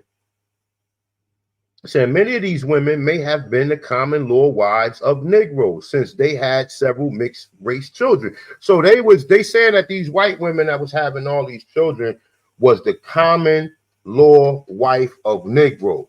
So that will put them under what? Family. And that will put the woman or the family under what? A household of slaves, right? Servants. Now, I already improved it up here, and I'm going to get into some other sources, right? I already improved it up here. White slaves were actually owned by Negroes and Indians in the South to such extent that the Virginia Assembly passed the following law of 1670. Now, you need to debunk that. Don't worry about nothing else I'm saying, because you know that this is an actual law. So don't worry about nothing else I'm saying. If you can't debunk that, my dude, you already know what time. You already lost. But if you can't debunk this, then you already know what time it is, brother. Well, back into this right here, right? So got this one right here. Boom. So George Cummings, a Negro, had the indenture of his white servant woman. Her name is Christina Finney, extended by a year, and her child bound for 31 years by the order of on December 7, 1736, the Carteret County Court, because she had a mulatto bastard child during her service. She may have been the common law wife of a free person of color, for she was charged with having another mulatto on July 10th, 1739, and another on December 20th, 1743. When she applied to the courts for her freedom on June 9th, 1744, the court ruled that she serve another 5 months to pay off the cost of the court suit against her. When she again applied for her freedom 6 months later, the court ruled that on checking the record, she served another year since she had another mulatto child at the time of her servitude, nigga. Come on, bro. How the fuck is all these white women having these slaves by just having random, and they're already in bondage. So how the fuck is they having random children by niggas? Oh, the niggas, they're not saying the niggas are slaves. They're not saying the niggas are slaves in this case. Okay? She may have been the common law wife of a free person of color, nigga. The fuck out of here. All right, so one more. Let's get into this one. I don't want this one. I want this one. Let me see. Oh, matter of fact, here. Bet the condition of the mother. On November 26, 1772, It said, run away from the subscriber in Cumberland, a mulatto man named Jim, who is a slave but pretends he had the right to his freedom. His father was an Indian, right? So how the fuck did he become a slave if his father was an Indian? Because his mother was a slave, right? Hold up. All right, 1749, North Carolina made a law. Law is amended to include all white persons intermarrying with Negroes, mulattoes, or musty or other person mixed blood. Okay. In Tennessee, 1832, Madison County, free man of color Richard Matthews seeks permission to marry a white woman. Okay. Let's say, so I don't need to get it all into that. So go ahead. In 1705, the Virginia legislation passed into law that the offspring of an Indian and white is a mulatto. This law went on to state that if a half Indian mulatto was to marry a white person, then the mulatto and his or her offspring were to be legally regarded as white, right? A special meeting at the South Carolina House of Commons after a member has announced that free men of color with their white wives have immigrated from Virginia with the intentions of settling on Santee River. And this is reported by Governor Robert Johnson at the time, right? But bam, what do we got here? Your boy Richard Allen. Hold on. Tom. Uh-oh. Shout out to everybody in the building, man. We're going to get right into this. Not a coincidences. Second round, that was A1. Second round, that was a fire second round. Shout out to Not a Coincidence, man. Let's get right into it. Get your screen ready. We'll be right ready when you're ready, brother. Let's get it, man. Shout out to Not a Coincidence. See, my life has been in motion. I'm a little windy. I'm not giving up yet. If you with me, time to place up your bet. Ain't no turning back. We back. We got Not a Coincidence on the screen. Your time is starting right now, big brother. Let's get it. All right. So A1 tried to dance that 1670 law out there, but we're gonna get into that. Let's listen to A1. We Indians running around here in the dirt, and I even had some of the Indians. Oh, the white man was slaves, nigga, until 1865. What? Didn't know white people had no power in America. And I even had some of the Indians. Oh, the white man was slaves, nigga, until 1865. What? Didn't. So you hear 1865. So why talk about this? My screen shares is still sharing. It's this the law. This is the actual primary, and this is I'm gonna get into why he doesn't like showing the primaries. Right? It says Negro and Indians could not own white servants, and again, like A1 pointed out, it doesn't even say white. It says Christian servant. But it is to be implied when they talking about Christians, they're talking about them. So it says white servants. It doesn't say slaves. This is why he doesn't show the actual primary. But that's why I'm here. I show the primary. Again, what he did was the condition of the mother. Let me go over here. The condition of the mother. Negro women, children to serve according to condition of the mother. It doesn't say white women. It doesn't just say women. It says Negro women. We have the primaries. But A1 didn't want to show you the primary because then he can't take the word Negro out like he did on his slide. He deliberately took the word Negro out. What type of scholarship is that? Negro women, children to serve to the condition of the mother, not white women, not Slavic women, not any women, Negro women. This is what the law said, but he put it on his little presentation and he took the word Negro out. That's a damn shame. So he got to come on here and lie to make his point. We ain't got to lie. That's why I show the primaries. This is why I show the primary. So this is from 1670. And no, in these laws, they don't call everybody servant, because I'm gonna show you what they said in 1699. I mean 1669, just the year before that.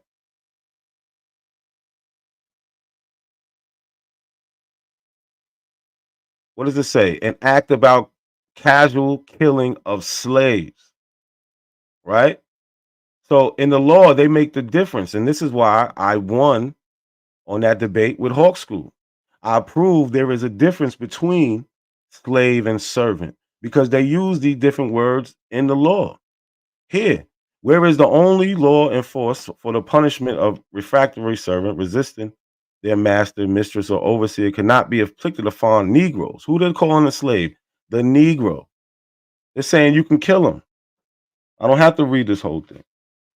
But he showed you this and took out the word Negro. He should be fired on the spot for that. He took out the word Negro. Now this is a slide he put up. The condition of the mother, right? One array from a subscriber in Cumberland, a mulatto man. Mulatto, he's mixed, he's not white. So I don't care how much of your infatuation you have with these white women, because you keep showing these perverted pictures. That really doesn't matter. You can't change history. That's why what you did do was you didn't show the primary. So you can try to change history. But we got you. We caught you. We caught you.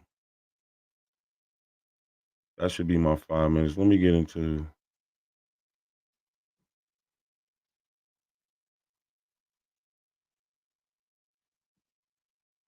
Let me get into my round.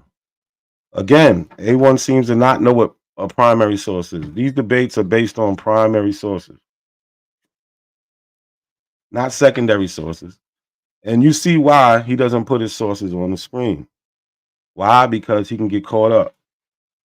I hope y'all remember when it's time to vote that he took the word Negro out that law. He keep trying to stand on that law. He took the word Negro out. How disingenuous is that? Again, primary sources, we need to know what these are. Text, laws, newspaper reports, speech, diaries, data sets, survey. Original things that happened at the time. So let's talk about revolts. He tried to mention some white revolts, but again, this is secondary sources. We're going to get into the primaries, right? The Vermont Journal, October 18th, 1791, page 2. You see, I give you that. You can go and look up the newspaper right now. You can look that up and get the same article I got and read it right with me. A1 doesn't provide you that because he's not here to provide you information. He's here to provide a narrative. He's here to take words out of laws. That's what he's here to do. The northern plains surrounding Cape Francis were the seedbed for popular slave uprising during the Haitian Revolution in August 1791. Rebels began their assault on plantation complexes, burning buildings and factories. Within a few weeks, rebels forcing in the excess of 10,000 forcing many whites to seek refuge in Le Cap. Let me read this article to you. Boston, September 27th. Extract a letter from Cape Francis. Remember, they was talking about the Haitian Revolution. This is in 1791. On the 23rd of August, the Negro slaves erected the standard of revolt in the country and have destroyed all plantations between Port Margaret and Lebanon. Massacred the whites. Again, like I said, massacred the whites. We wasn't there laying down. We was massacring the whites. He wants to hide this history and just act like all they was doing was having sex with white women, which is weird. Massacring the whites, plundering and burnt everything. The distance of the country now laid waste and in ashes is 60 miles in length, 28 miles wide, 26. The Negroes are continuing their ravages. Every precaution is taken to secure the city. As many failures as could be spared, or as many sailors as could be spared from the shipping are on shore doing duty. All the slaves in the city are confined in the church. Again, who's leading these revolts? I told you, A1, you can't just mention these revolts. We need to see the primary sources, like this: the Pennsylvania Gazette, December 3rd, 1730, page 2. See, I could just show you it. He can't. That's why he has to take the word Negro out to fit his crazy white supremacy narrative. The account in our last of the insurrection of the Negroes in Virginia. Insurrection of the Negroes in Virginia. Why you want to hide this history of us fighting and killing these white people? Why you want to hide that? Make it seem like we were just some punks when we wasn't? It's confirmed by our other letters. The Captain Willis of the Amity, as he was coming from thence, discovered a Negro who had hid himself in the ship, and being examined how he came on board, said he was going ambassador from the Negroes to His Majesty King George. However, His Excellency was turned ashore and whipped through every country to the place from whence he came. It is wrote from Jamaica, July 5th, that 100 white men being sent out against some runaway blacks were all destroyed by those Negroes. Again, 100 white men being sent out against some runaway blacks were all destroyed by some Negroes. And that March 24th, 1729 to June 24th, 1730, 11,421 hogsheads of sugar have been exported. 20 minutes. Has been exported from the island. And in 4,631 Negroes brought in there from the coast of Africa. It was so bad that they had to start making new designs on guns just to stop the Negroes from revolt. New guns, self-cocking and revolving pistol to stop Negro revolts.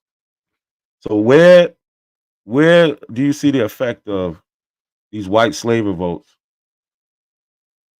in history, where they had to come up with new technology just to stop us?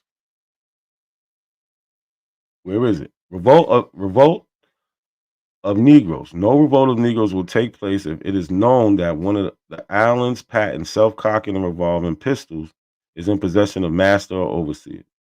Southern merchants, planters, and ship captains are requesting to call and examine this humane preventative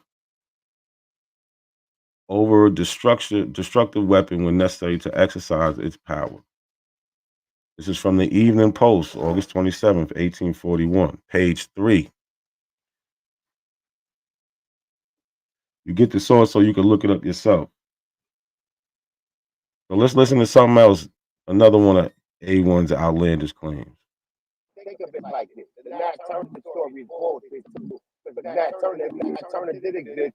He was paid by Judah Benjamin to go into Hampton County, Virginia, and kill black slave owners. And then on top of that, There's too many Negro slave owners in Virginia at the time when this shit. About the Nat Turner Revolt. It took place on August 27, 1831 in Southampton County, Virginia. Over the course of 2 days, dozens of whites were killed as Turner's band of insurrections, which eventually numbered over 50, moved systematically through plantation and plantation in Southampton County. Most of the rebels were executed along with countless others who were suspected, often without cause, of participating in the conspiracy. So again, A1 brought this book up, Free Negro Owners of Slaves, and we heard him just say that Nat Turner was hired to kill black slave owners. Well, in Southampton County, there was only 2 black slave owners, and they only owned 1 slave apiece. It was Edith Turner owned 1 slave, Perry Taylor owned 1 slave, and you can find that on page 42.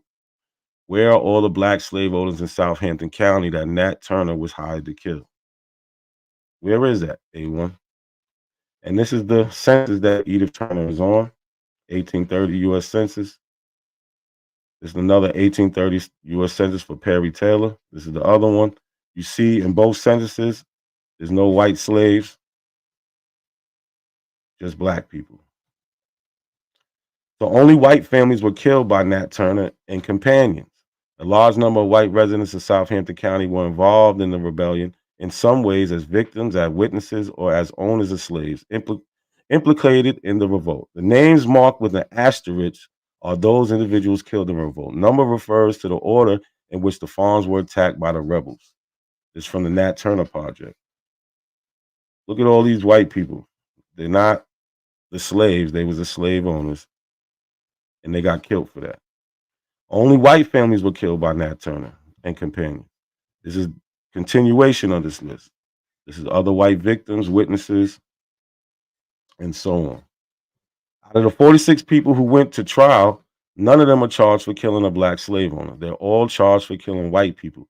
Also, all are black Negroes, free or enslaved. There is not one white slave in sight. Look at all these people. And we have the trial records for all of these people. These are everybody who was on trial for the Nat Turner revolt. A lot of them were executed for killing white people. Here goes one of the people, Trial of Daniel, slave of Richard Porter, August 31st, 1831. This is from the Court Minute Book of South Canton, Virginia, 1830, 1835. Page 72, page to 73. You can find Daniel's case. You see how easy it is to source that? Because I'm not hiding anything. Trial of Daniel. Charged with felonious consulting, advising, and conspiring with each other and divers of other slaves to rebel and make insurrection and making insurrection and taking the lives of divers for free white persons of this commonwealth. Witness Levi Waller. The witness saw the prisoner Daniel and two other Negroes named Aaron and Sam go into a log house where the witness's wife and small girl had attempted to secrete themselves. He saw the Negroes come out the house, and the prisoner Daniel had the witness's wife's scissor chair in his hand. The witness then made for a swamp farther from the house and was pursued by two of the Negroes, but they did not overtake him. After the Negroes had left the witness house, the witness returned to the house and found his wife and small girl, as well as many other members of the family, murdered, and an infant child mortally wounded who died the Wednesday evening following. Anybody can get it in this course of freedom. I don't know why you want to take this history from us. Like, we fought the whole time. But he wants to make it to white people had it bad. Who cares how bad they had it? Witness Nathan Francis, also a witness of this commonwealth, was sworn and deposed to the following facts: that a number, say between 50 and 63 white persons, were murdered on Sunday night, the 21st, and Monday morning, the 22nd day of August, 1831, by a number of Negroes. And it was generally believed that there was insurrection among the Negroes of this county. Again, you can find that in the Southampton County Court Minute Book, 1830, 1835, page 72, page 73. It's the trial of Nat Turner. In that same book, page 21 to page 123. His trial was November 5th, 1831. Trial of Nat Turner, or Nat, alias Nat Turner. Slave of Putnam Moore, deceased November 5th, 1831. Executed. Nat, alias Nat Turner, a Negro man slave, late the property of Putnam Moore, an instant charge with conspiring to rebel and make insurrection. So if he was hired to kill white or black slave owners, how come the court documents don't say that? Witness Levi Whaler heard that the Negroes had risen and were murdering the whites and were coming. Mr. Crocker came to the still where witnesses was and said they were in sight. Now remember, if I'm lying about anything I say, I gave the page number. He could show it like I did when he was lying about these women when it really said Negro women. He tried to imply that since it just says women, it could be white women. No, it says Negro women on the law. So we see the witness heard that the Negroes had risen and were murdering the whites. They're not murdering the blacks. They're murdering the whites, and we're coming. They're scared to death. Mr. Crocker came to the still where witnesses was and said they were in sight. Witness retreated and concealed himself in the corner of the fence behind the garden and the weeds. He's hiding. One Negro rode up and looked over, but did not observe him. The attention of the party, he thinks, were called off from him by some of the party going in pursuit of another, which he thinks they took for him, but who turned out to be his blacksmith. Witness then retreated into the swamp, which was not far off. After remaining some time, Witness again approached the house. Before he retreated, he saw several of his family murdered by Negroes. Witness James, that he admitted that he was one of the insurgents engaged in a late insurrection. They're talking about Nat, saying he confessed to him, and chief among them, that he gave to his master and mistress, Mr. Travis, his wife, the first blow before they was dispatched. That he killed Miss Peggy Whitehead. They're killing white people, not black people, like A1 like to say.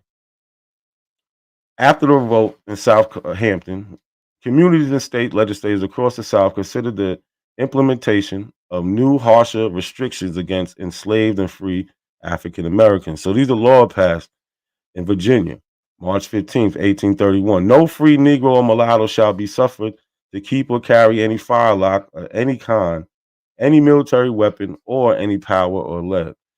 Number 6, if any slave, free, Negro, or mulatto shall hereafter willfully and maliciously assault and beat any white person with intention in so doing to kill such white person, every such slave, free, or mulatto, so offended and being therefore lawful convicted, shall be adjudged and deemed guilty of felony and shall suffer death without benefit of clergy, no trial.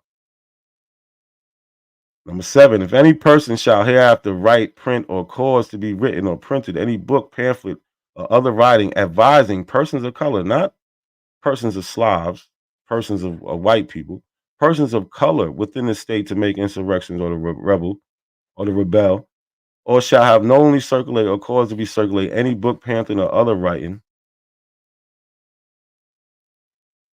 in this commonwealth, commit insurrection or rebellion. Such person, if a slave, free, and mulatto, discretion to the said judge not exceeding, you get the point. There is no white slave law. 10 minutes, brother. 10 minutes. There is no white slave law. That's what we're looking for. Where's the white slave law? Right? We have the sentence of Nat Turner. He said if he was real. Well, if he's not real, how do we have the sentence of him? The sentence of Nat Turner gathered on Southampton County Farm where Turner hid during the 1831 rebellion. They are from left, Brindle Hardy, Lamont Hardy, Louise Person, Evelyn Hawkins, John Young, Jason Turner, Joyce Lewis, Yvonne Reeves, and Alvin Turner. Right? I think A1 forgot what the debate is about because he ain't giving it to us. What type of debate? What type of debate? Again, he just told me what the debate. I don't know. I don't know. What was it? The black people own white slaves. Oh, man. And what's your position? What's your man? Yes. Emphatically. That black people own white slaves? Emphatically. And not a coincidence saying that black people didn't own white slaves? No, he's saying yes. Wait, he's saying no?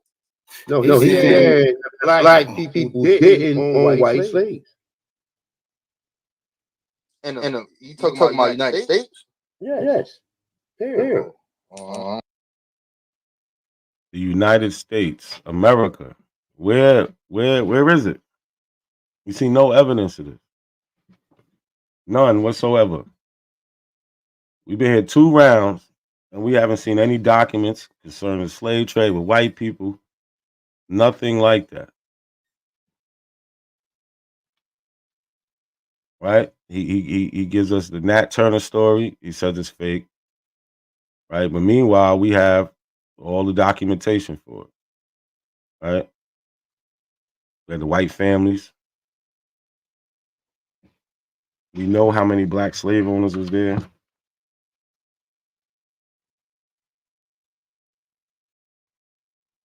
What else do we need to do? Like I said, I think he forgot what the debate is. That's his issue. But let's go back to this. A1 tried to wheel this law out there. right? And you can get it from William Wyler's Henning Statue at Large, Volume 2, page 80. Remember, he said it. And we knew he was going to say it. And we knew he was going to take the word Negro out.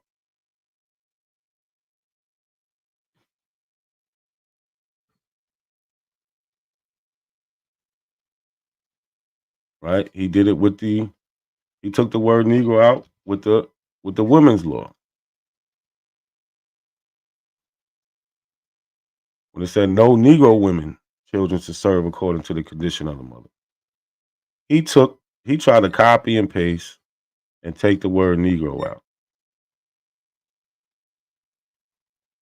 But this is what he has to do to make it sound good. Other than that, he has nothing for you. How much time I got left?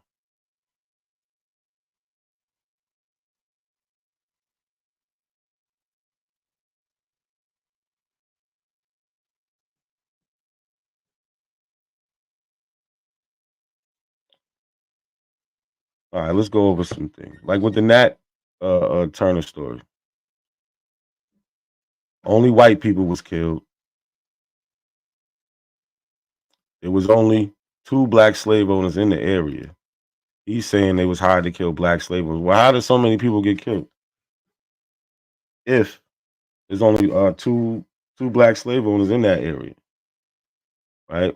When we talked about William Ellison, right? For 30 years, for 35 years, from 1830 to 1865, he was the only black slave owner in Sumter County.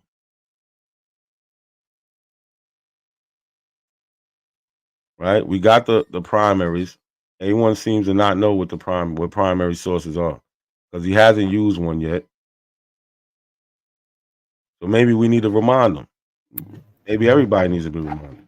5 minutes, big brother. 5.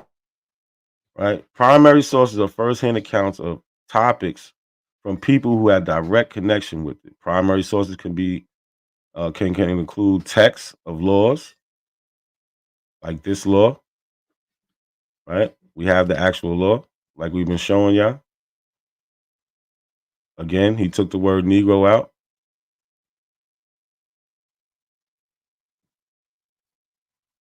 Newspaper articles, like we see over here, of Negro slaves coming in from Africa. That's from the South Carolina Gazette, April 13th, 1769.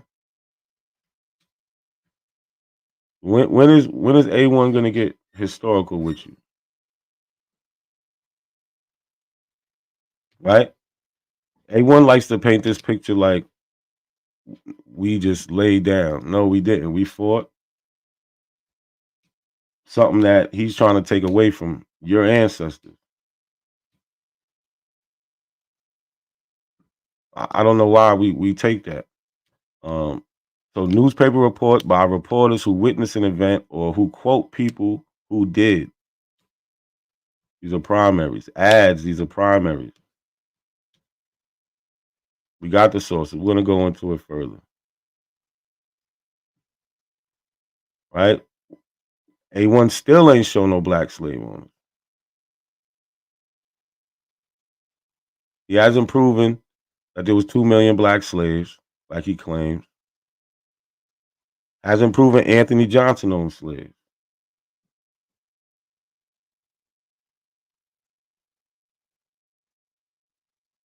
Not William Ellison. Not Antoine Dubuque.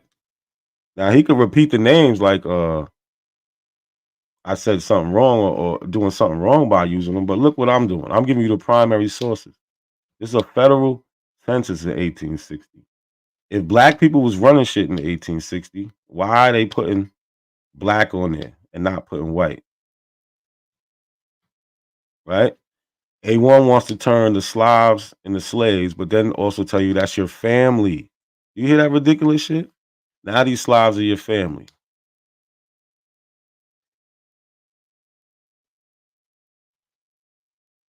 Like, I hope y'all not falling for the same old sermon. How come news articles from back in the day aren't saying that Negroes own white slaves when they talk about it? Why? Because it never happened. It never happened. But you know what did happen? Negroes fought, just like you see here. Just like you see here in Virginia, in Jamaica. Just like you see here in Southampton, Virginia.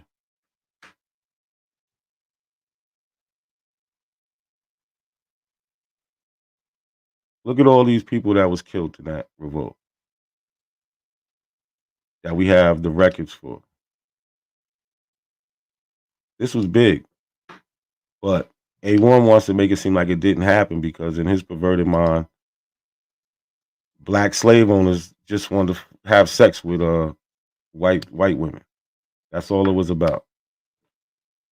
So much though, he got so caught up in having sex with these white women that he actually went and brought us this. Remember, he said the condition of the mother, right? When it didn't say, it says the condition of the Negro mother. Why are you leaving that out? But he shows us mulattoes. Look at this picture. That's all he's worried about. A mulatto man named Jim, who was a slave. That's not a white person.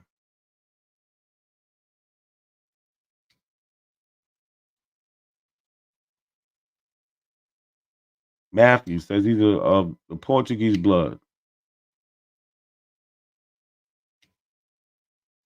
They call him a free man of color.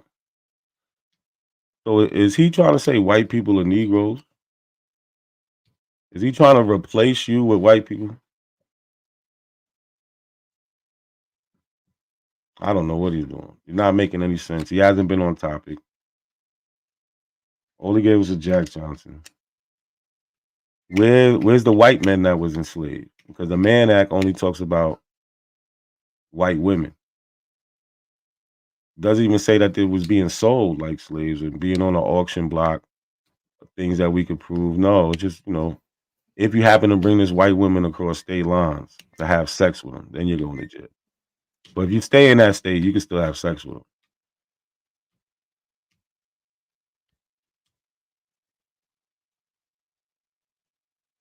Again, I think A1 forgot what the debate is. So let's remind them. Shout out to everybody in the building, man. This concludes the second round, man. Shout out to both of these brothers.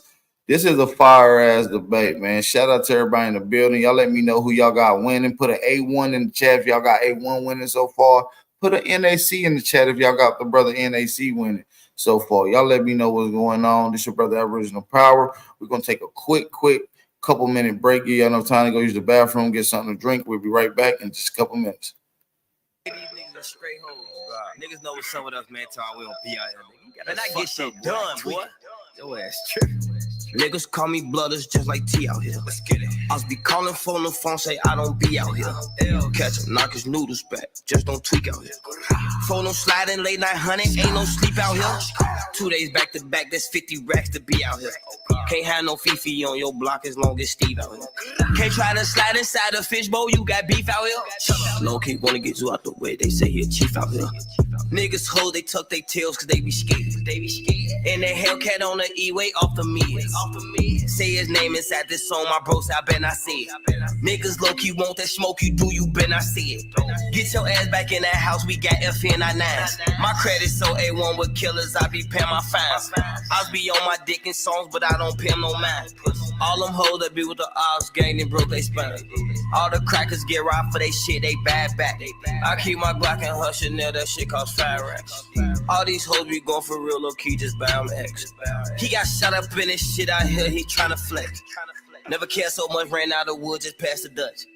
Your homies die, you don't never slide, it ain't adding up. Get caught with a pipe, you out same night, you fed or what? New op pack in the air, this gas or what? He'll still be alive right now if you niggas ain't gas him up. Give my shorty stingers and guns, I tell them slap for nothing. Everybody with this gang ain't shit, so they ain't dying for nothing. If she don't fuck on the first night, off the rip, I ain't bound to nothing. If I ain't got time for loving my kids, then I ain't got time for nothing. Then I slide home to my bitch, that mean no time for cutting. Why these niggas think they safe? Cause they locked in. Man, we thought this shit was over since some shots. You think you safe when you went out west, little nigga just bopped it. I know some killers from out west, they keep them Glocks. Knowing they killer on the loose, it throw my vibe off. You lighting candles on that main street, watch that side block. You ever stood up over, I been knocked his dreads off. You know a nigga claim he haters, but he fanned out. Back then I pull up to them clubs, them killer was sitting in steamers. How the fuck he say he ain't tell, but the court they throwing that nigga subpoenas. Fuck Lil Durk, he ain't on shit, his ass a singer. Fuck Lil Durk, his ass a goofy, he not let Ron either. Fuck Lil Durk, he talk to 6, now laugh about his people. Niggas always say they out here, we don't never see them. But if we do, we pop out cars and we gon' know I damn. Low key, I know they hurt so bad they don't act G. Jumped off the porch back then when X was stacks and smoking me. 6 9 for Athlon used to stay right there, right by the field.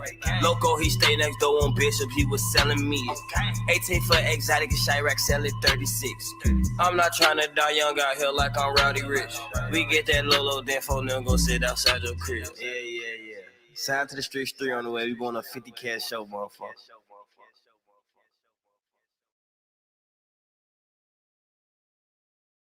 Shout out to everybody in the motherfucking building, man. What we doing, man? Y'all ready to go, man? What we doing? Turn up, man. What we doing?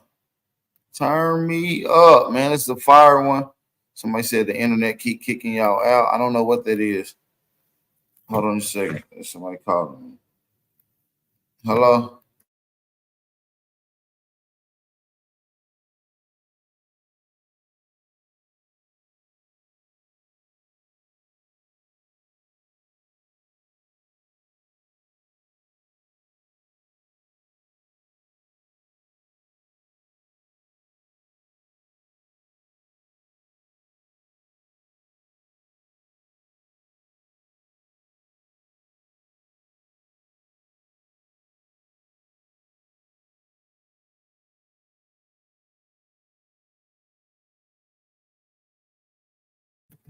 Yo. Shout out to everybody in the building. Sorry for the technical difficulties on you guys in. Make sure y'all hit that link. Come on in. Shout out to the family that purchased the pay-per-view. We do appreciate everybody for tapping in. We about to get into the third round, y'all. This is the third round. Let's get right into it, family. Waiting on A1 to get his screen up. I think he already got his screen up. Let's get right into it. Shout out to my brother A1, man. Let's get right into it, family. See, my life has been in motion. I'm a little windy. I'm not giving up yet. If you with me, time to place up your bet. All right, we got brother A1 in the building. What's the word? All right, man. Let's get into it, man. Let's get back into it. All right, so let's go back to the condition of the mother real quick. Time started now. See, this nigga is so slave-minded, right? That everything I just presented went right over his fucking head. The condition of the mother. I use the condition of the mother in reference to 1691. The assembly prohibited the manumission of white women who had children by Negroes or mulattoes. Okay, stop, right? It's saying were to be sold as servants for 5 years and their children be bound out for 30 years. So what is that? If the assembly prohibit the manumission of white women, meaning white women who used to could be, retain their freedom if they had children. My bad, that's my just caught me. 1691, the assembly prohibited the manumission of white women who had children by Negroes or mulattoes were to be sold as servants for 5 years and their children be bound for 30. What the fuck is that? Is that not a white woman who obviously is in bondage for her to be to where they had to come up with a law to prohibit her from being manumission? We just went through the fucking term on what manumission, liberation from slavery. So we have an actual white woman right here in the 1691 assembly that's prohibited from a manumission, right? Because she had children by Negroes or mulattoes. And these children was to be bound for 30 years. So why are they being bound? Not a coincidence. Is they being bound because The niggas is slaves, or is the mother the slave? You goddamn idiot. You just sat there the whole time. Oh, he took Negro out because it ain't pertaining no Negroes, you stupid fuck. It's not pertaining no Negroes. Hey, watch your language. Watch your language. Okay, my bad, brother. It's talking about the manumission of white women who had children. They're not talking about black women. They're saying white women who had children about Negroes. And their children was to be bound for 30 fucking years. Now we just, oh, my bad. Go ahead. My bad, AP. We just read this one. Hold up. Let me see something. Oh, all right. We just read this. Despite the effort of legislation, white servant women continue to bear children by black fathers through the late 16th and 17th, as well as the 18th century. From these genealogy, there was primary sources of the increase of free colored population from 1723 and 1782, when Virginia relaxes restrictions against the manumission. What we just talked about. Over 370 families in history descended from white women. Many of these women may have been the common law wives of Negroes since they have several mixed children, right? We just talked about this one with George Crump, right? George Cummins, a Negro, had an indenture of his white servant woman named Christina Finley, extended by a year, and had a child bound out to 31 years by the order of December 7, 1736, Carteret County Court, because she had a mulatto bastard child during her service. She may have been the common law wife of a free person of color, for she was charged with having another mulatto child on July 10, 1739. And we know that they extended the time because I just read it. Okay. Now, once again, for the people that's on the back of the slow bus, right? In the beginning, right? I went over such terms like servant, right? This is out of the etymology dictionary, right? Servant, male or female, personal domestic attendant, one owning duty of service to master or lord, one employed by another and subject to his order. From servant, foot soldier, servant, waiting, present to attend, wait upon. Now I say see serve. From early 14th century as a slave. It was the usual designation for slave right here. Do you not see this, my dude? You the one who has the distorted fallacies of slaves being Africans, my dude. That's the fucking problem. You talking about African slaves, and I'm talking about the real slaves. But let's get into it, man. Let's get back into it. And as far as, let me see something, because you said something else that was of interest, right? This one right here, right? Because I got another one. So hold on.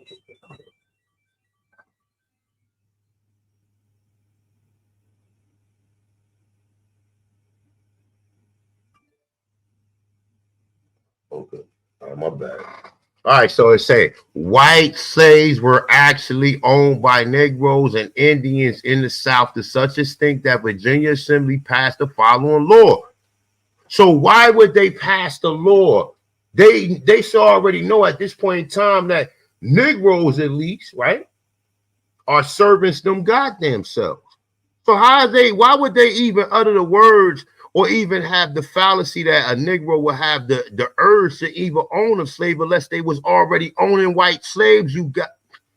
I ain't gonna get into it, man. White slaves were actually owned by Negroes and Indians in the South to such extent that the Virginia Assembly passed the following law in 1670.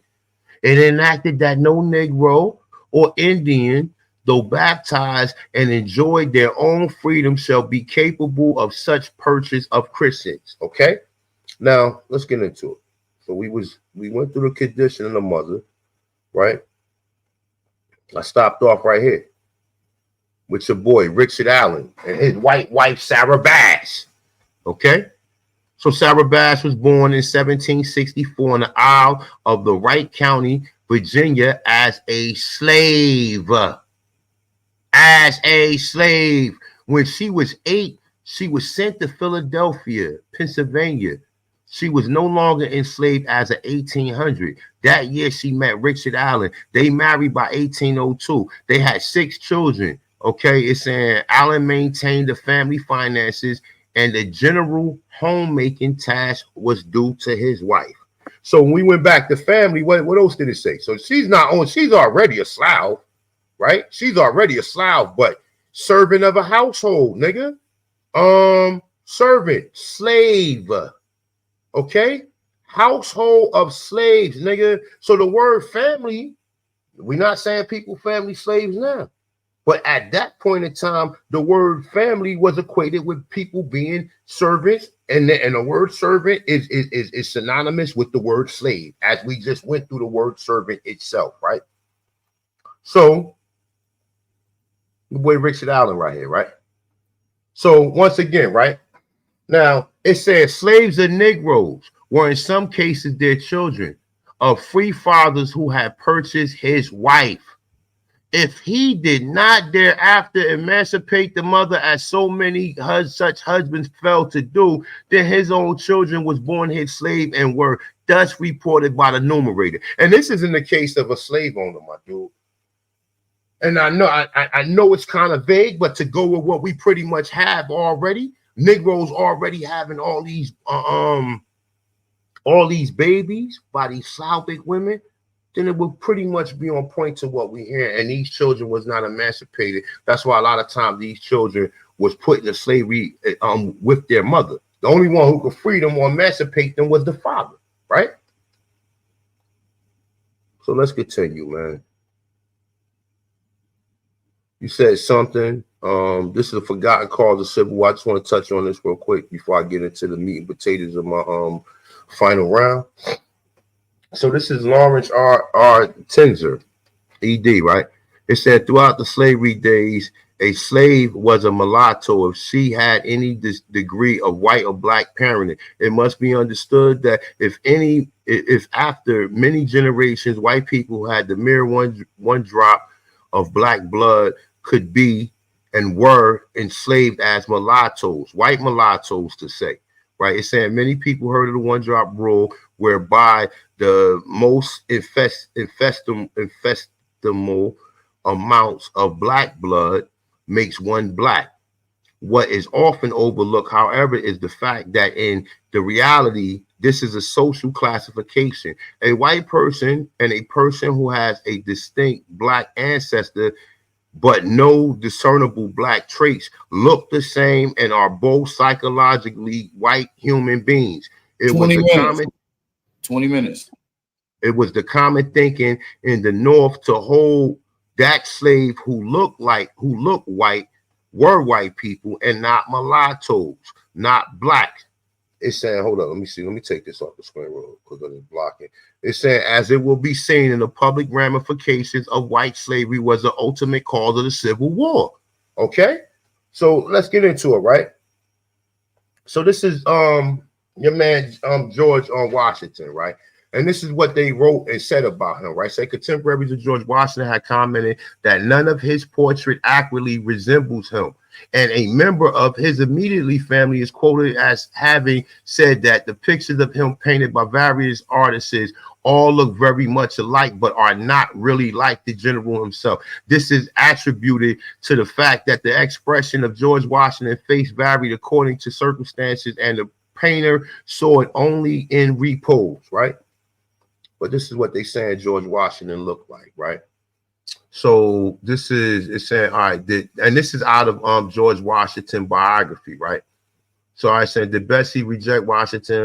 Not a rich man. Let me go down a little bit. All right, so I'm gonna go right here where it said he had strong but quite regular features, except that the upper part of his nose was usually broad. His face, like so many countenances, whatever, of his time, exhibited a mark of smallpox. He had light blue eyes and brown hair and was vigorous male. Was a vigorous male. A British officer who met Washington some years later reported that he had a dark complexion and looked like, which probably means Washington was tanning at the time, and they was joking at that point in time, right? But it says a great similarity exists also in the word pictures penned by those who met George Washington at different periods of his life and under various circumstances. One of his earlier of these depictions of a handsome young 19, it says 6 to 2 feet inches, slender, blue eyes and abundance, brown hair, and a clear, ruddy complexion. His manner, self-control, his speech well considered, but his personality is not revealed. Okay, so that's dealing with George Washington right here. They saying George Washington was a nigga, right? So your boy Andrew Jackson. Andrew Jackson, father and mother came from Ireland and was richly poor. The Virginia Magazine of History, volume 29, page 191, says that John Jackson was the son of a white woman who had intermarried with a Negro, and that his older brother had been sold has been sold as a slave in Carolina. Now you go figure that, right? It's another source, and actually this is from Jay Rogers, the 6 Black Presidents. Just to quote, put that out there. It's Anthony Johnson, another American 7th president, was according to a 1921 article of Virginia Magazine History, the son of an Irish woman who had married a light-skinned black man, right? This is Thomas Jefferson, right? Thomas Jefferson. The chief attack on Jefferson was the Johnny Cake Papers and the general denunciation of him. It said Thomas Jefferson, the son of a half-breed Indian squaw, sired by a Virginia mulatto father. It also called him a half nigger. Okay, this is another source of, according to these reports, which are based on books by late Jamaican historian Jay Rogers, by African American Leroy Vaughan and others. Thomas Jefferson's mother was part black, as was his father. Mr. Jefferson was described once by a political rival as being the half-breed Indian squaw and the Virginia mulatto father. All right, so I just wanted to put that out there, right? So before we get into this, matter of fact, I'm gonna just go straight to Lincoln, right? So Lincoln was said to be the illegitimate son of Nancy, of a Negro, by Nancy Hanks. It's in the campaign for the presidency. He was often referred to as a Negro by his opponents. He was even depicted as a Negro. He was seen as Abraham Africanus first. Now, the reason I'm putting that out there, right? Matter of fact, let me continue, right? It said what gives strength to this was that the hair was more Negro than Caucasian. So was his color of his father. He said his face was round, his complexion was swarthy, hair black and coarse, eyes brown. It's saying of himself of a dark complexion with coarse hair and dark eyes. Now, when we look at Lincoln don't look like that. Neither does any of these other paintings and pictures that these people have put out there, right? So I'm just putting the point that history has lied to us all together. This nigga is the only one who's enforcing this false history that got us coming up as we slaves. We've been oppressed all this time. Just the normal victimhood story, right? So hold up. Some more sources, right? This is from the life of Abraham Lincoln, right? It said, my father came to Spencer County, Indiana in 1828. Lincoln was tall, raw bone at 18. With 16 years of age, he was 6 feet high. He was somewhat bony, raw, dark skinned. He was quick and moved with energy, right? They said he was somewhat bony, raw, and dark skinned. The picture that they saw of Lincoln is not dark skinned, brother. It's not dark skinned. This nigga is not dark skinned in any entire. So these people are lying about everything, right? But let's get into some more of this, right? Because it's only gonna get better. Look, this is Vice President Hamilton, right? It's saying even more than Lincoln was the Vice President Hannibal Hamlin, said to be a Negro. While the United States Senator from Maine, he was often attacked from the floor because of his dark skin. To one of his opponents replied, I'll take my color from nature. You get yours from the brandy bottle, which is more honorable. All right. So that's it. That's even they even saying that his vice president was a nigga, right? Let's go on to the next one right here, right? So we dealing with Hamilton, Alexander Hamilton, right? Saying Short Poop Hamilton was a Negro ancestor. He says Reverend Martin is that Hamilton brother James, same mother, same father, also migrated to the United States where he was treated as a Negro because of the dark color, because of his dark color and hair. James was a merchant. It's saying was once refused a seat on the Broadway coach because of his dark complexion. That's something totally different. But however it go, showing you that this was a nigga, right? So let's get into it, right?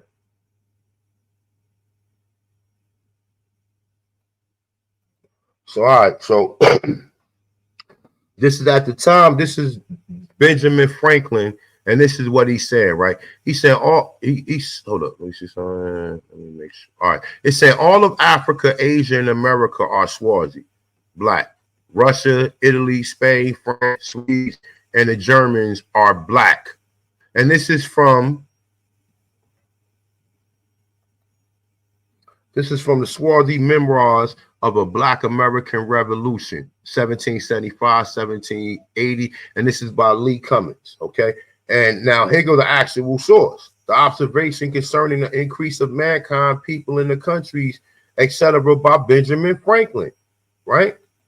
And this is what it said. It said, which lead me to add one remark, that the number of purely white people in the world is proportionally very small. All Africa is black or tawny. Asia chiefly tawny. America exclusive of the newcomers, Woolensole.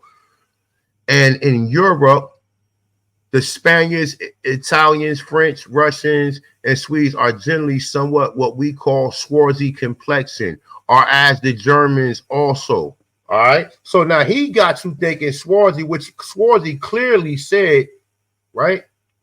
Remember, this is he got to argue with the with this dictionary. I'm not arguing with it, right? It clearly says Swazi, being a dark hue or dusky complexion, tawny, in warm climates, the complexion of men is universal Swazi or black. The Moors, the Spaniards, and Italians are more Swazi than the French, Germans, and English. But it's not saying that the French, Germans, and English are not Swazi themselves. So he showed you a definition of a remix single, and then he wants you to believe it when I'm showing you from the actual definition of it. We know what they changed it to now to hide history, right? So once again, Swazi, being a dark hue or dusky complexion, tawny and warm climate, the complexion of men is universal Swazi or black. The Moors, Spaniards, and Italians are more Swazi than the French, Germans, and the English, right? So let's go back down. 10 minutes, 10 minutes, 10 minutes and 10 seconds. That's all I'm gonna need. So when we get into all these individuals, right? We know all these individuals are not the original Europeans, right? Because we got the memoirs of what the people look like, right? Which we're about to get into. But just for showing sake, this is what reportedly said with King George III, Queen Charlotte, and these are other emblems of other higher royalty of coats of arms that was going on at that time, right? We see the same thing at the same time where they claiming that these people was white that was sending all these people over here, kind of find out that the royalty in them countries, niggas was black, right? So check this out, right? Going to this, see them niggas in the castle, right? Same thing right here, the wild men and the Moors, right? So it's saying the storming of the castles of the Moors on the left arm with sticks and stones and clubs. It's saying five tall wild men attacked the castle filled with the blackamoors. It seemed a clear-cut case of white versus black or good versus evil. It's saying two long robed black defenders, one beside the mount and the other on the drawbridge. So you can see the picture right here, right? These were the people in the 14, 15, 16, 17, 1800s that was running Europe, right? So let's get into it, right? So these are some other images of the fake King Charles the fifth, right? Which this nigga, he believed, not a coincidence, believed that this is the real King Charles the fifth, right? And I show him that this is what the people said what King Charles the fifth looked like. He don't agree with that because it don't go with the original narrative, right? We see other compositions of other fake drawings and artists drawing white people in a later time, right? We see more royalty in Europe, right? Right? So it's saying on April 10th, 1606, the Virginia Company of London was granted the royal charter by King James I, awarded in a large tract of land in present-day Virginia, Delaware, Maryland, with the objection of colonizing the eastern coast of North America, right? So it said the Virginia Company arranged with the city of London to have 100 poor white children, right? It's saying in a place sent to Virginia in 1619 for sale to work on wealthy planters of the colonies to be used as slave labor. Okay, now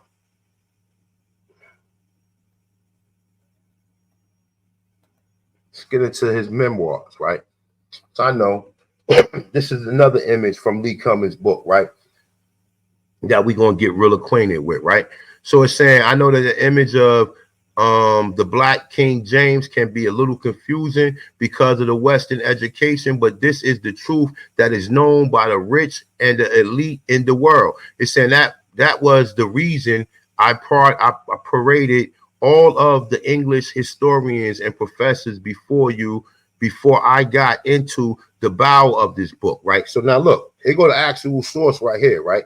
And this is from the New College Library of Edinburgh, UK, right? Now I'm gonna read from here. It's saying, I know that the image of the Black King James can be a little confusing because of your Western education, but this is the truth that is known by the rich elite in the world. That was the reason I parted all of the English historians and professors before I got into the battle of the book. I had to get your minds ready to receive the truth. King James came from a long line of Black Scottish Stuart kings.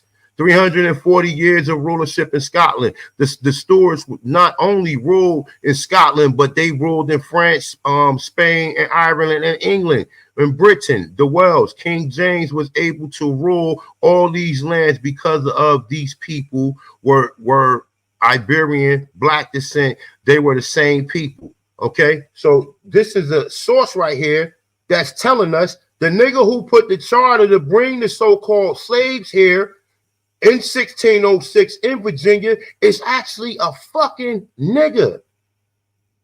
It's actually a nigga, right? Now we hear all the stories, right? We don't never hear about the but hold up, that's Virginia and Barbados, right? So let's get a little further into this, right?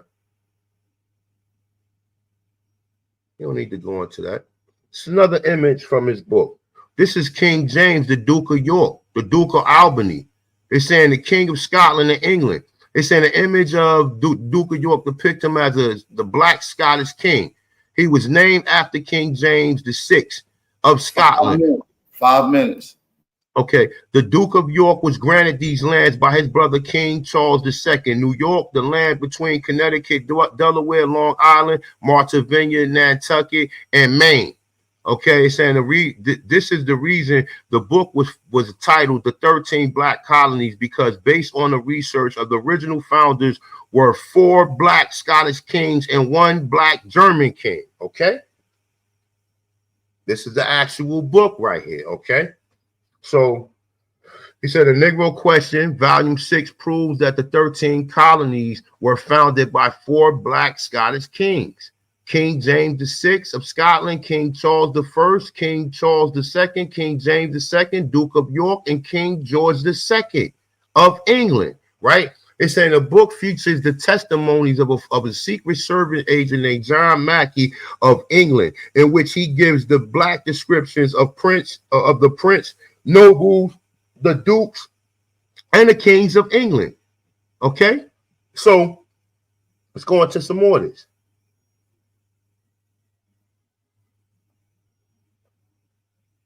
All right, so it said this book also includes the eyewitness accounts of leading European historians and scholars such as Benjamin Franklin, Thomas Jefferson, Professor Boyd Dawkins, Dr. Albert Churchward, James Ritson, Winchell Alexander, and Professor Hawksley.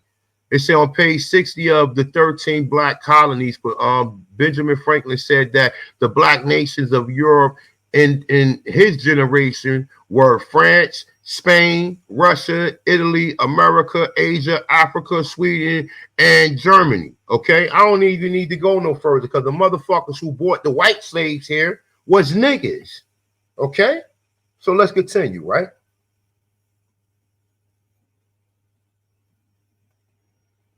Some more images of Charles V right here, right? He believed Charles V is the white man, even though we got Charles V right here on the motherfucking Inca Kings list. We got Charles V right here, and he don't look nothing like this goddamn motherfucker right here. He don't look nothing like him. But not a coincidence. That's not, oh, this is what he really looked like. Even though you got an image of him who don't even look, they don't even look the same right here. Right? Oh, so let's get into this real quick. All right, he said in 1619, some 20 Negroes was brought to Virginia. At least 11 had the names of Spanish and probably Spanish character. Later were joined by Negroes and mulatto with such names as Antonio, John Pedro. These Spanish-derived servants could have well been part of American ancestry. Okay, they don't know where they came from. The Europeans is the ones writing these lies in, right? But check it out. Let's get into it. So it's saying between his arrival in 1635, Johnson belonged to Richard Bennett. Okay, it's saying what was known as the whatever. It's on the south side of James River, the Isles. Hold up, let me see something. Hold on, I think I would pass my shit right here.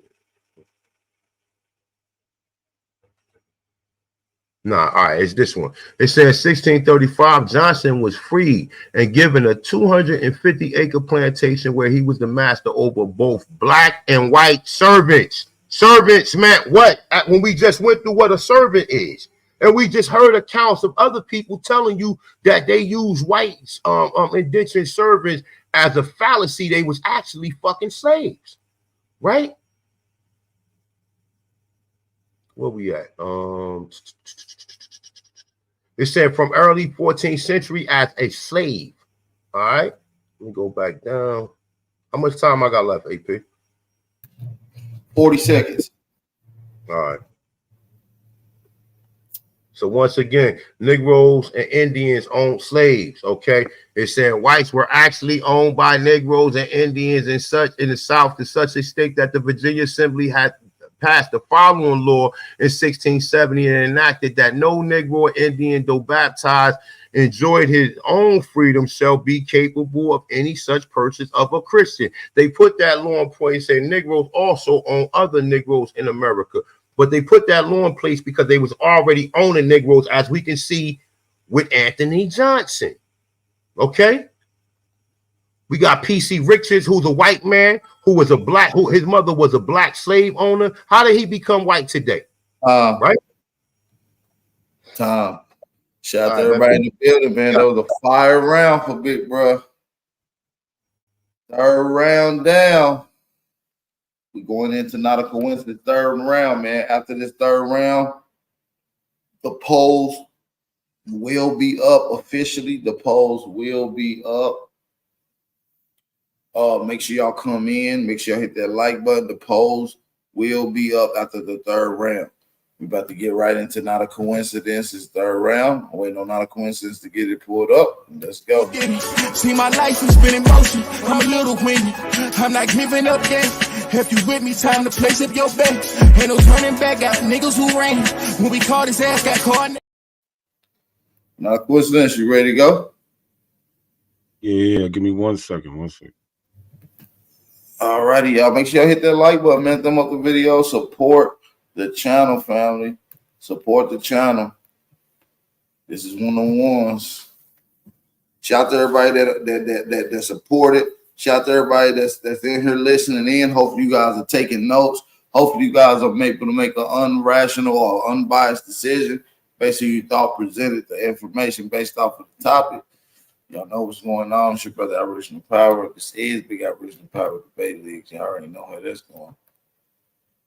Welcome to the Bat League. This is Big Aboriginal Power Debate League, where all knowledge is being tested, calling out all Aboriginals, calling out all Pan-Africans, all Hebrews, all Moors, all Indians. Come step in the ring and put your information on the table. Bat League. It hit different. I bug the fuck up. What are Aborigines at up in here, man? Do your homework on AP. Asking where the Aborigines at, bro. Do his deal. Y'all know my slogan. Turn me up. Let's get right into it, man. We got my brother Not a Coincidence. Your round is up. Let me know when you're ready. We can get right into it. Yeah, I'm ready. All right. So A1 showed us this picture, and this is why A1 doesn't give us the primary source. This is exactly why, because he showed us from a book that has no sources, right? It's just somebody holding a picture, right? But when we go and look at this picture, what does it say? It says an unidentified man with beard, half-length portrait. So this is what A1 does. He does this is what you call fake scholarship, right? Again, he's showing you laws and taking words out the laws. He's showing you pictures and trying to act like this is Abraham Lincoln. This is supposed to be a picture of Abraham Lincoln. But when we go to the Library of Congress and we find this picture, it says unidentified man with beard, half-length portrait, full face. Nothing about Abraham Lincoln. So A1 got caught with the pseudo shuffle because he just took a book from anybody, any old author with no sources and jumped on it. Just like this Lee Cummins, right? He doesn't list any sources in his book. He just talks. You don't find any sources in his book. There's no bibliography. There's no nothing. This is not how you write a book. This is silly.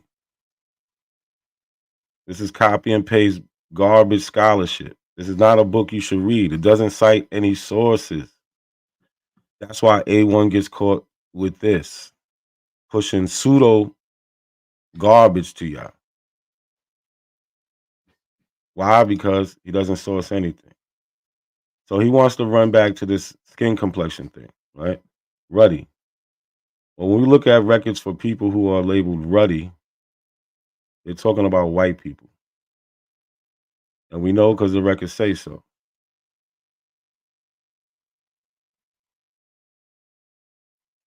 We know because they say so. Let's go.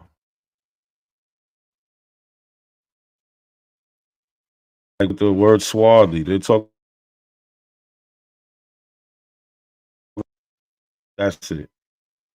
Don't get fooled because you hear the word dark. It's only in comparison to white people. That's it.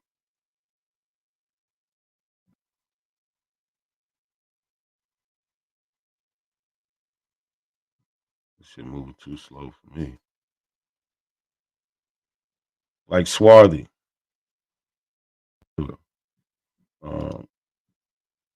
So this is a World War II draft card.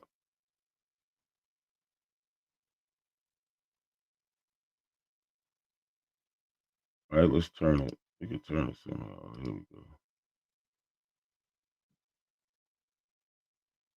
All right. What? This guy is a white person, blue eyes, black hair, ruddy.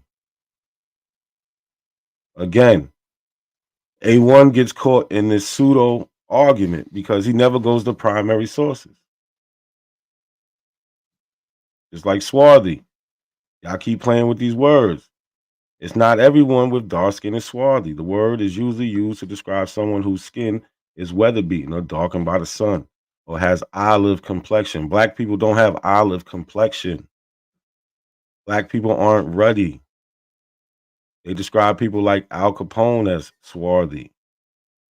Walt Whitman, a white man, swarthy. Let's go over here.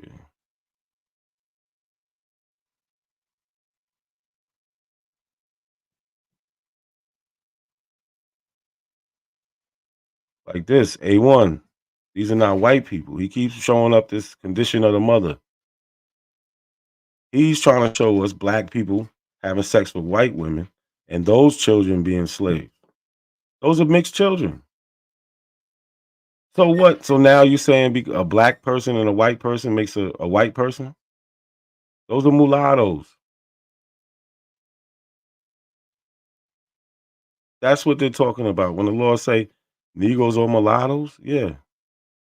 These are not white people, A1. They're not white people.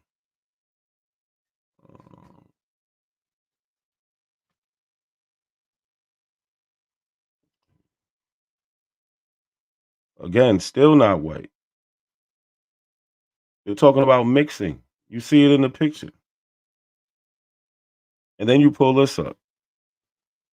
You said throughout slavery days, a slave was a mulatto if he or she had any degree of white blood and black parentage, right? So this is the book, The Forgotten Cause of the Civil War. So it must be clearly understood that even, this is A1 source, that even after many generations, white people who had a mere one drop of black blood, they're not white. That's the whole point. And these people are not enslaved by black people. Nowhere in that book, and I told you this the other night, nowhere in that book does it say that they are enslaved by black people. You're making that up. You're trying to add that to it. It doesn't say that. In fact, it says that they make African and black the same. Remember, you kept saying black, black, black, black. Now all of a sudden, all these other people is black, like Abraham Lincoln, but that's not even a real picture of him. That's a picture of some unnamed person. Everybody black now, but in this source that you pulled up, black are people with African ancestry. These are mixed people. Who cares if they look white? They're not owned by black people.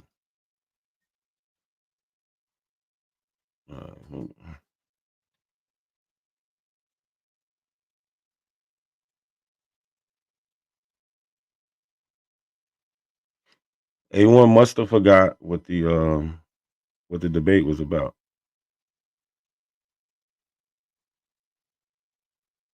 So let's show him. What's our debate? What's our debate? Again, he just told you what the debate. I don't know. I just told you. What was it? What's The black people own white slaves. Oh man. And what's your position? What's your man? Yes. Emphatically. That black people own white slaves? Emphatically. And not a coincidence saying that black people didn't own white slaves? No, he's saying yes. Wait, he's saying no? No, he's saying black people didn't own white slaves. And you talking about United States? Yes. Don't show us no Morris pictures like you did. You want to show us some Morris pictures? That was in Europe. A1, remember, he didn't show us any documents. Where's the documents? Right? Like there's something called Asiento de Negro. The chief contractor for trade in Negroes was celebrated, Asientos, or permission of the King of Spain to import slaves into Spanish colonies. The Pope's Bull of Demarcation, 1493, debarred Spain from Africa and compelled her to contract with other nations for slaves. This contract was held by the Portuguese in 1600.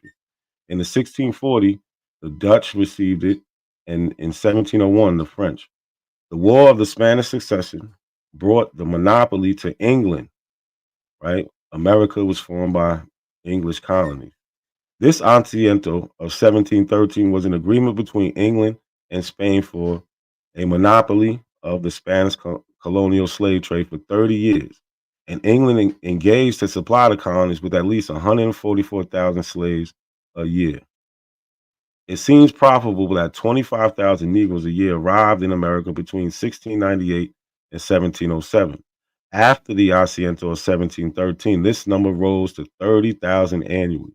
And before the Revolutionary War, it had reached at least 40,000 and perhaps 100,000 per year. This is on page 39 in this book. So the first company to get the Asiento de Negro was the South Sea Company. 20 minutes, 30 seconds, brother. 20 minutes and 30 seconds. The Spanish granted a monopoly contract, the Asiento, to supply Spanish America with African slaves. After the end of the war, the Spanish succession, as part of the provisions of the Treaty of Utrecht in 1713, the Asiento was granted to the South Sea Company.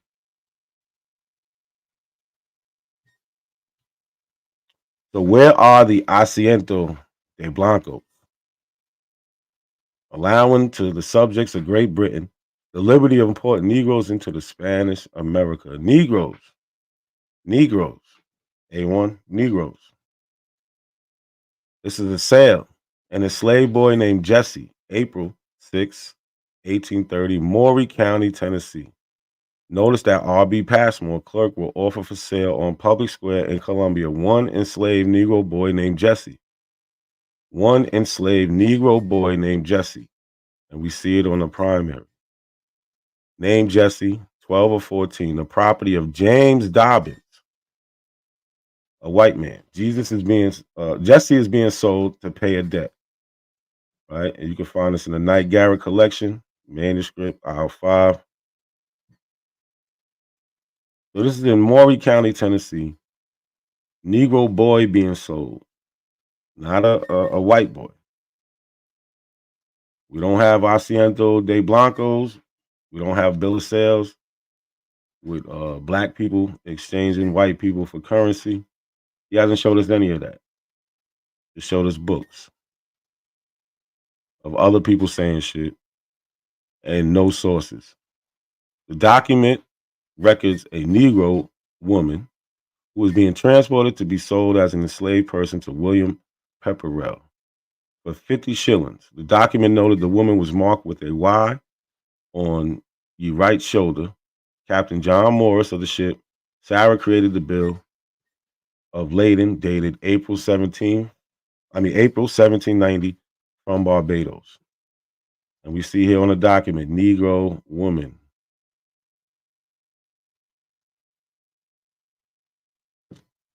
Where's it at, A1? So this is a bill of lading, right? We have shipping. This is a shipping document. Bill of lading for sale, 1790, contributed by the Maine Historical Society. It's another bill of lading. By the Brigade Mary under Master Jeffrey Bedgood, Thomas Hall shipped 2 Negroes, not white people, 2 Negroes, 1 man and 1 woman, from Bluefield, Jamaica to Boston, agreeing to a freight cost of €3 for each, March 3rd, 1709. And as you can see on the primary, we see right here 2 Negroes, 1 man, 1 woman. We don't have to make nothing up like A1 does. He doesn't even know what a primary source is at this point in time because he hasn't shown any. Remember, he pulled out that Abraham Lincoln photo, and it's not Abraham Lincoln. Trying to pass him off as a black man. Why don't you go to the primary source instead of a meme with somebody holding up a picture and then whatever you want on the side, reading from a book that's no sources? Because if it had sources, it would have led you right there where I got the picture, and you'd have realized it's not Abraham Lincoln. Charlotte County, this day, John Williamson came before me, one of the Commonwealth Justice of the Peace for the county aforesaid, and made oath that a certain Negro man named Sunk, the property of Perrin Alday, deceased, was committed to the jail of Patrick County and was sold by the sheriff of the said county as a runaway. He was acquainted with the said Negro and knew him to be the property of Perrin Alday, given under my hands this 10th day of April, 1820,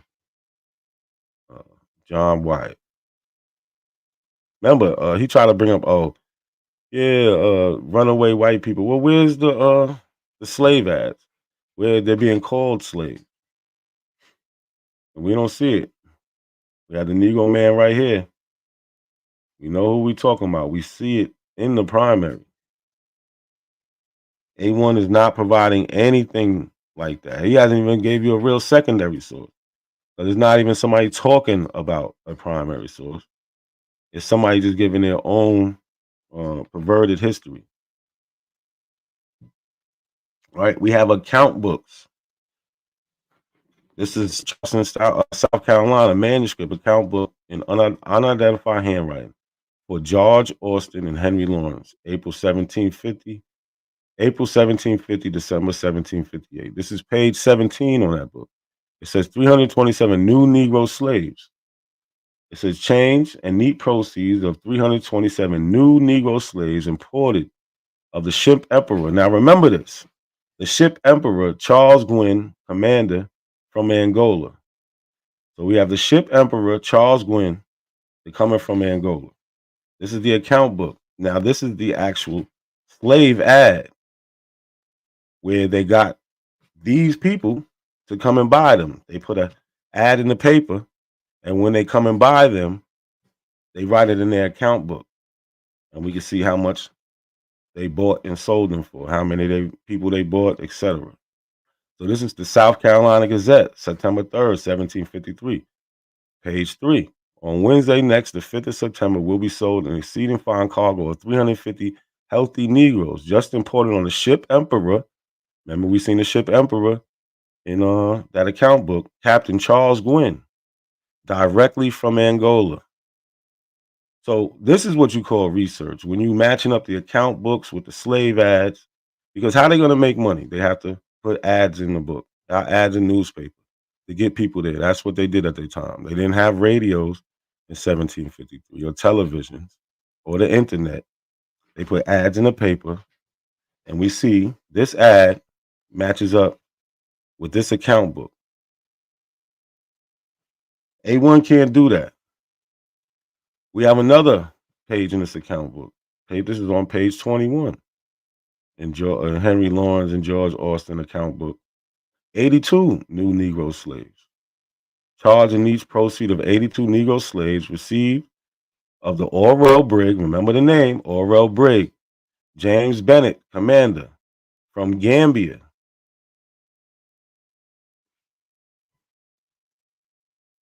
This is the South Carolina Gazette, September 3rd, 1753, page 3. Also on the same day as above will be sold a cargo of healthy slaves just imported on the Brigade Orwell, Captain Bennett, directly from the River Gambia. So A1 loves to bring up this word cross-referencing, but you never see him cross-referencing with primaries. You never see, you see him picking and choosing out of pseudo books that have no sources in them. This is why he ends up showing a picture of Abraham Lincoln, and it ain't Abraham Lincoln. So what are some other documents we have? We have the Georgia succession document. This is when Georgia left the Union for the Civil War. And what did they say? The people of Georgia, having dissolved their political connection with the government of the United States of America, present to their Confederates and the world the cause which have led to the separation. For the last 10 years, we have numerous and serious causes of complaint against our non-slaveholding Confederate states with reference to the subject of African slavery. The question of slavery was great difficulty in the way of the formation of the Constitution, while the subordination and the political and social inequality of the African race was fully conceded by all. So all of them agreed on the inequality. It was plainly apparent that slavery would soon disappear from what are now the non-slaveholding states of the original 13. So they said, we gotta go. This is a declaration of immediate cause which induced and justified the secession of the state of Mississippi from the federal union. I know some people from Mississippi there, right? This is from Georgia. They told you they wanted to leave because of African slavery. They wanted to keep it. This is Mississippi. Our position is thoroughly identified with the institution of slavery. the greatest material interest of the world. It is labor supplies, the product of which constitutes by far the largest and most important portions of commerce of the earth. These products are peculiar to the climate, virgin on the tropical regions, and by an imperious law of nature, none but the black race can bear exposure to the tropical sun. These products have become necessities of the world, and a blow at slavery is a blow at commerce and civilization. They saying they want to keep their black slaves. This is what the state of Mississippi is saying. That blow has been long aimed at the institution and was at the point of reaching its consumption. There was no choice left us but submission to the mandates of abolition or a dissolution of the Union, whose principles have been subverted to work out our ruin. They're saying, listen, they're trying to bury us. We make money off of this. And they're trying to end this. We're out of here. That's the state of Mississippi. This is the pamphlet declaring the cause which impelled the state of Texas to the scene from the Federal Union. Know some people from Texas out there. I'm going to go down to the second paragraph. Texas abandoned her separate national existence and consented to become 9 minutes and 45 seconds, brother. Became one of the Confederate states to promote her welfare, ensure domestic tranquility, and secure more substantially the blessings of liberty and peace to her people. She was received into the Confederacy with her own constitution under the guarantees of the federal constitution. Let me skip down to the next sentence. She was received as a commonwealth holding, maintaining, and protecting the institution known as Negro slavery. This is what Texas said. The servitude of the African to the white race within her limits. That's Texas for you. So now let's get to what A1 can't do. He can't put himself into the history. This is my fifth great grandfather, Sonny Alexander. Where is A1's peoples that owned black people? That owned white people. This is Sonny Alexander on the property tax list of Cupple County, Virginia. It says, and names of slaves, 1783. You see, this is Jeremiah Early, Sonny. This is the actual portraits of people that owned him, Jeremiah and Elizabeth Early. This is my fourth great grandfather on my father's side. I descend from his son Richard. The oldest record I have on him is from 1866. A list. This is how you can find it. A list of register of colored persons cohabiting together as husband and wife, 1866, February 27th, Prince Edward County. And we can see my fourth great grandfather, William Nelson, here. This line is his family. Here's a close up. And according to the records, he was owned by Henry Stokes. Henry Stokes is a white man. In 1860, here's a slave schedule. 1860, Henry Stokes owned 53 enslaved black people. 1860, my fourth great grandfather, William, would have been 30 years old. Henry Stokes owned 3 black males at that time. And here goes living descendants I found with DNA through William Nelson. So this is something A1 can't do. He can't do it with the records. He can't do it with the DNA. He's just telling a story some white man made up. You know what I'm saying? He's running with Michael Hoffman. This is William F. Bunn. This is my second cousin, 3 times removed. William Bunn was interviewed by the Brooklyn Daily Eagle in 1934. What did he say? He said some of the oldest families in Brooklyn and on Long Island is Negroes. He said, actually, the vessels went over to Africa and picked up cargoes of Negroes. So there was an unwritten law that if any Negroes on the trip over gave birth to children, the young ones could not be sold, but were taken back to Long Island. They say that's how some of the free black population came about. This is in 1934. Right? He said, Mr. Flood said, because he said his grandfather told him this story. He said, I think this story is true. I don't know that my grandfather used to talk about it. He said, I do know my grandfather used to talk about it a lot. So this is Paul Cuffey's petition to relief, tax relief, 1780. where he says that we being chiefly of African extract and by reason of long bondage and hard slavery, we have been deprived of enjoying the profits of our labor or advantage of inheriting estates from our parents, as our neighbors with white people do have some of us not long enjoyed. So he's saying white people are able to enjoy generational wealth, and we're not because we was deprived because we was enslaved. We have firsthand account, something A1 can't give you. He's going to tell you somebody who wrote a book in 1990. He's not giving you the live account right then and there, like Peter Williams Jr., born in New Jersey, A1's home state, right? He was a co-founder of the Freedom's Journal, right? And in 1808, he talks about the end of the transatlantic slave trade, going into British colonies. I mean, well, going into America. 1807 was the British colony. Right, he says, but to us Africans and descendants of Africans, this period is deeply interesting. We have sensibly felt the sad effects of the abominable traffic it has made, if not ourselves, our forefathers and kinsmen, its unhappy victims, and pronounced on them and their posterity the sentence of perpetual slavery. Is 1808. We have black men talking about this. We got Thomas L. Jennings, born in New York. Thomas Jennings, a free black person in New York City and an abolition activist. Thomas develops his dry cleaning process called dry scouring as a tailor. See, he's one of the first black people to get a patent. 4 minutes and 30 seconds. 4 minutes, 30 seconds. He's one of the first black people to get a patent for what you would call dry cleaning today. He was a money man. He was important in the community. And he, Thomas L. Jennings, address to the New York Society for Mutual Relief, 1828 excerpt expresses the widespread anti-colonization sentiment of many African Americans. But what does he say? Our claims are on America. It is the land that gave us birth. It is the land of our nativity. We know no other country. It is a land which our forefathers have suffered and toiled. They have watered it with their tears and fanned it with sighs.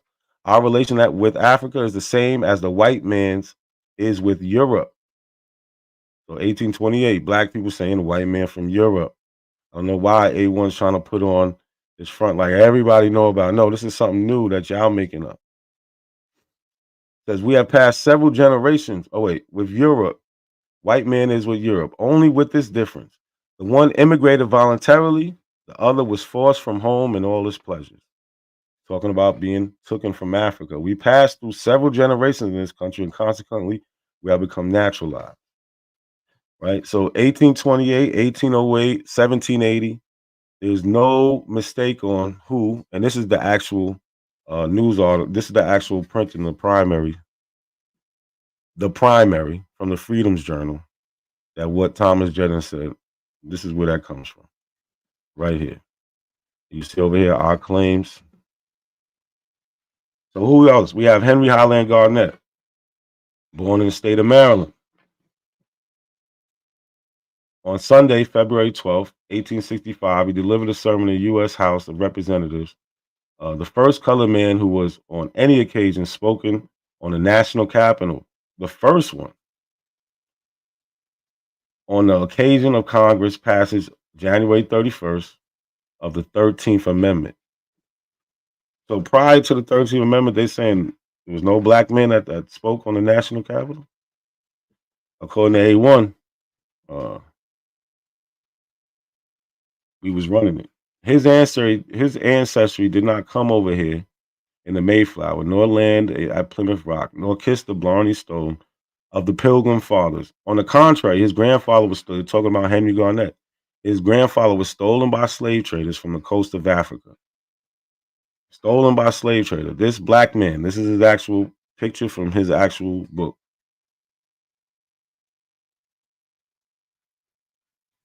Comes from this book, Garnett's Memorial Discourse. Something A1 can't do. This is why he gets fooled by books and show you a picture of people who's not really them. How much time I got? You got a minute and 19 seconds. Excuse me.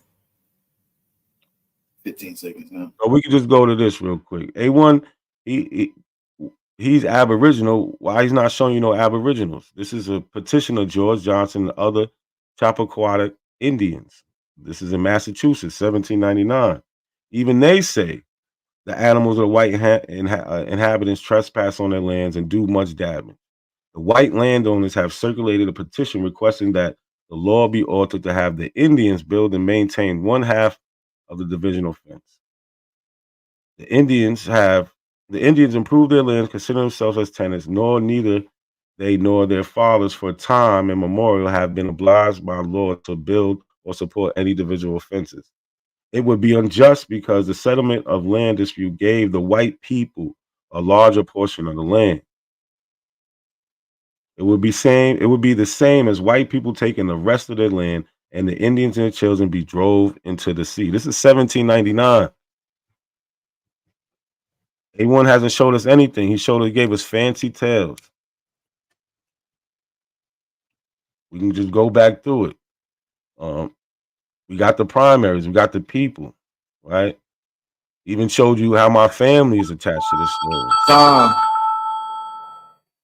A1. Shout out to everybody in the building, man. This was one of the ones, man. Shout out to Not a Coincidence. Shout out to A1. These brothers came to put on 25 minutes. They showed the endurance. Make sure y'all hit that like button. We're going to get ready to get into the answering and questions round. Also, the polls are officially being dropped right now as we speak. You should see it in there. If you don't see it, refresh the screen. We're going to take a quick break and we'll be right back with the answering and question round.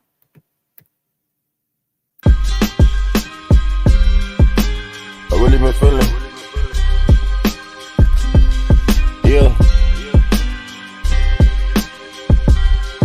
Yeah. We gotta carry on. Like Mr. Caldwell saying, I know that faith is all we need. I hear them church bells ring. A lot of strange shit is going on inside of this train. Programs is being ran and shit is one and the same. And when your thought pattern is different, they look at you strange. The same ones you used to see me with, now we estranged. Cause now my mission different. It's some shit I gotta attain. As I go inside my mother's womb, my soul was ordained. I battle alone. The war zone is Babylon. My one task is to bring the flock and the cattle along. Trying to change the vibration. Hold on. Before we get into the answering and question rounds, I almost forgot. A1 do got a 5-minute rebuttal. He do got a 5-minute rebuttal. Let's get right into it, family. A1, let's get it. Your screen is pulled up. Let me get this off and let's go.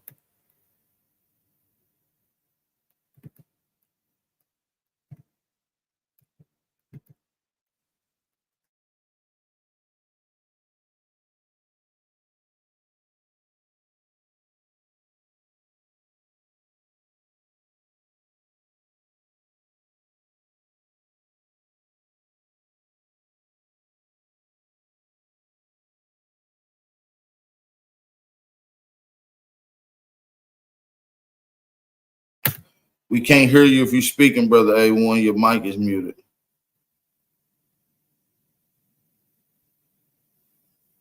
Oh, my bad. All right. So this nigga came up here to show us a genealogy lesson, right? This is what he came to show us, right? Now, real quick, I just want to go back to the forgotten cause of Civil War, right? Let's go back to this real quick. All right, it said throughout slavery days, a slave was a mulatto. If he or she had any degree of white or black parenting, it must be clearly understood that even after many generations, white people had a mere one drop black blood could be and were enslaved as mulattoes. White mulattoes to say white slaves. The individuals looked white and had no visible African ancestry whatsoever. Many people have heard of the one drop rule, whereby the infestable amount of black blood makes one black. What is often overlooked, however, it is a fact that in reality, this is a social classification. A white person and a person who has a distinct black ancestor and no discernible black traits look the same and are both psychologically white human beings. It was common thinking in the North that to hold that slave who looked like a white or who looked like white people were white people and not mulattoes, not black people. As it will be seen, the political ramifications of white slavery were the ultimate cause of the Civil War. Okay, so he said another thing, right? He said something about Lincoln, right? Now, forget if this picture, we know that this ain't the real Lincoln right here, but you believe that this is the real Lincoln, despite the fact that I just showed you 3 sources showing you descriptions of what they said he looked like. We know goddamn well this ain't no motherfucking swarthy or dark skin complexion person with coarse hair. But your dumb ass will believe it, right? Let's get my language. I forgot, my bad, AP. You also said something to the effect of the ruddy, right? This is a British officer who met Washington some years later reported that he had a dark complexion. Do this nigga in the picture look like he got a dark complexion? So we know that this picture ain't real, right? Let's go to something else. Hold up. What's something else you said? Oh, the Benjamin Franklin. Okay. Okay.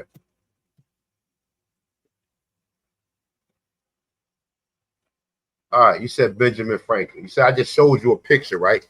I showed you from the observation concerning the increased mankind peopling of the countries, etc., by Benjamin Franklin. This is a primary source. So it said, which lead me to add one remark, that the number of purely white people in the world is proportionally very small.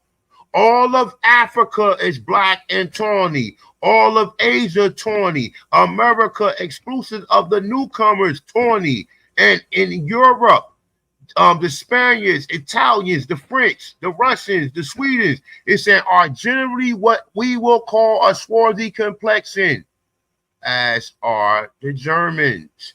Now, fuck what you, I mean, forget what you showing up there, right? We're going to go to the original definition of what swarthy means. It means being a dark hue or dusky complexion, tawny. In warm climates, the complexion of men universal, swarthy or black. The Moors, Spanish, and Italians are more swarthy than the French, Germans, and English. Okay? I showed you the other source right here. I showed you the Mann Act, right? Which equates to slavery, right? Showed you the Indians. How much time I got left? 30 seconds. Showed you that white slaves were actually owned by Negroes and Indians in the South, to such a thing in Virginia Assembly passed by the following law in 1670. And all this nigga been showing you is more black slaves, his genealogy, and reading half of sentences. He not even really debunking or he's not really doing nothing, brother. He came up here to show us his ancestry and show you other Negroes, like all right, the boys. We know he was Boule. Time. Peace to God, man. Peace to God. Time. Shout out to everybody in the building, man. We about to go straight into the question and answer round. Like I said, I am gonna give y'all a chance to get a little break in between. We'll be right back with it in just a second. Make sure y'all hit that like button, thumb up the video. My niggas, they Babylon. Now focused on getting my money, Tower of Babylon, my catalog. Self-subscribed, I'm staying strong. I know my destination, I travel, don't know the roads. Don't give a fuck about the status and status quo. If it's down low, connect the computer with this blockchain. I'm pinging off of towers, can't triangulate my pen game. I'm off the grid. The lyrical EMP, they try to follow down a rabbit hole that's filled with TNC. The last of a dying breed, just aim fire and squeeze at demonic chapters. I know the sigil on his sleeve. And crush the regalia, shining like diamonds to the sea. I'll show you Wonderland. It's up to you if you believe. The son of the matrix, shining like nothing you conceive. A bomb with a pen, removing nothing's gonna leave. Alarmed by the wind, we smell percussion in the breeze. The drummer go in and leave nothing but the leaves. A nod and a grin, be the last thing you ever see. And the problem with him lead to a problem with a den. A lion sent down from Zion, bringing drama to your kin. I promise I'm like Obama or Osama. It depends on how God order my steps. When you stepping up to him, I'm different. Can politic or demolish them, pick a fence and stay behind it, cause the lions is out again.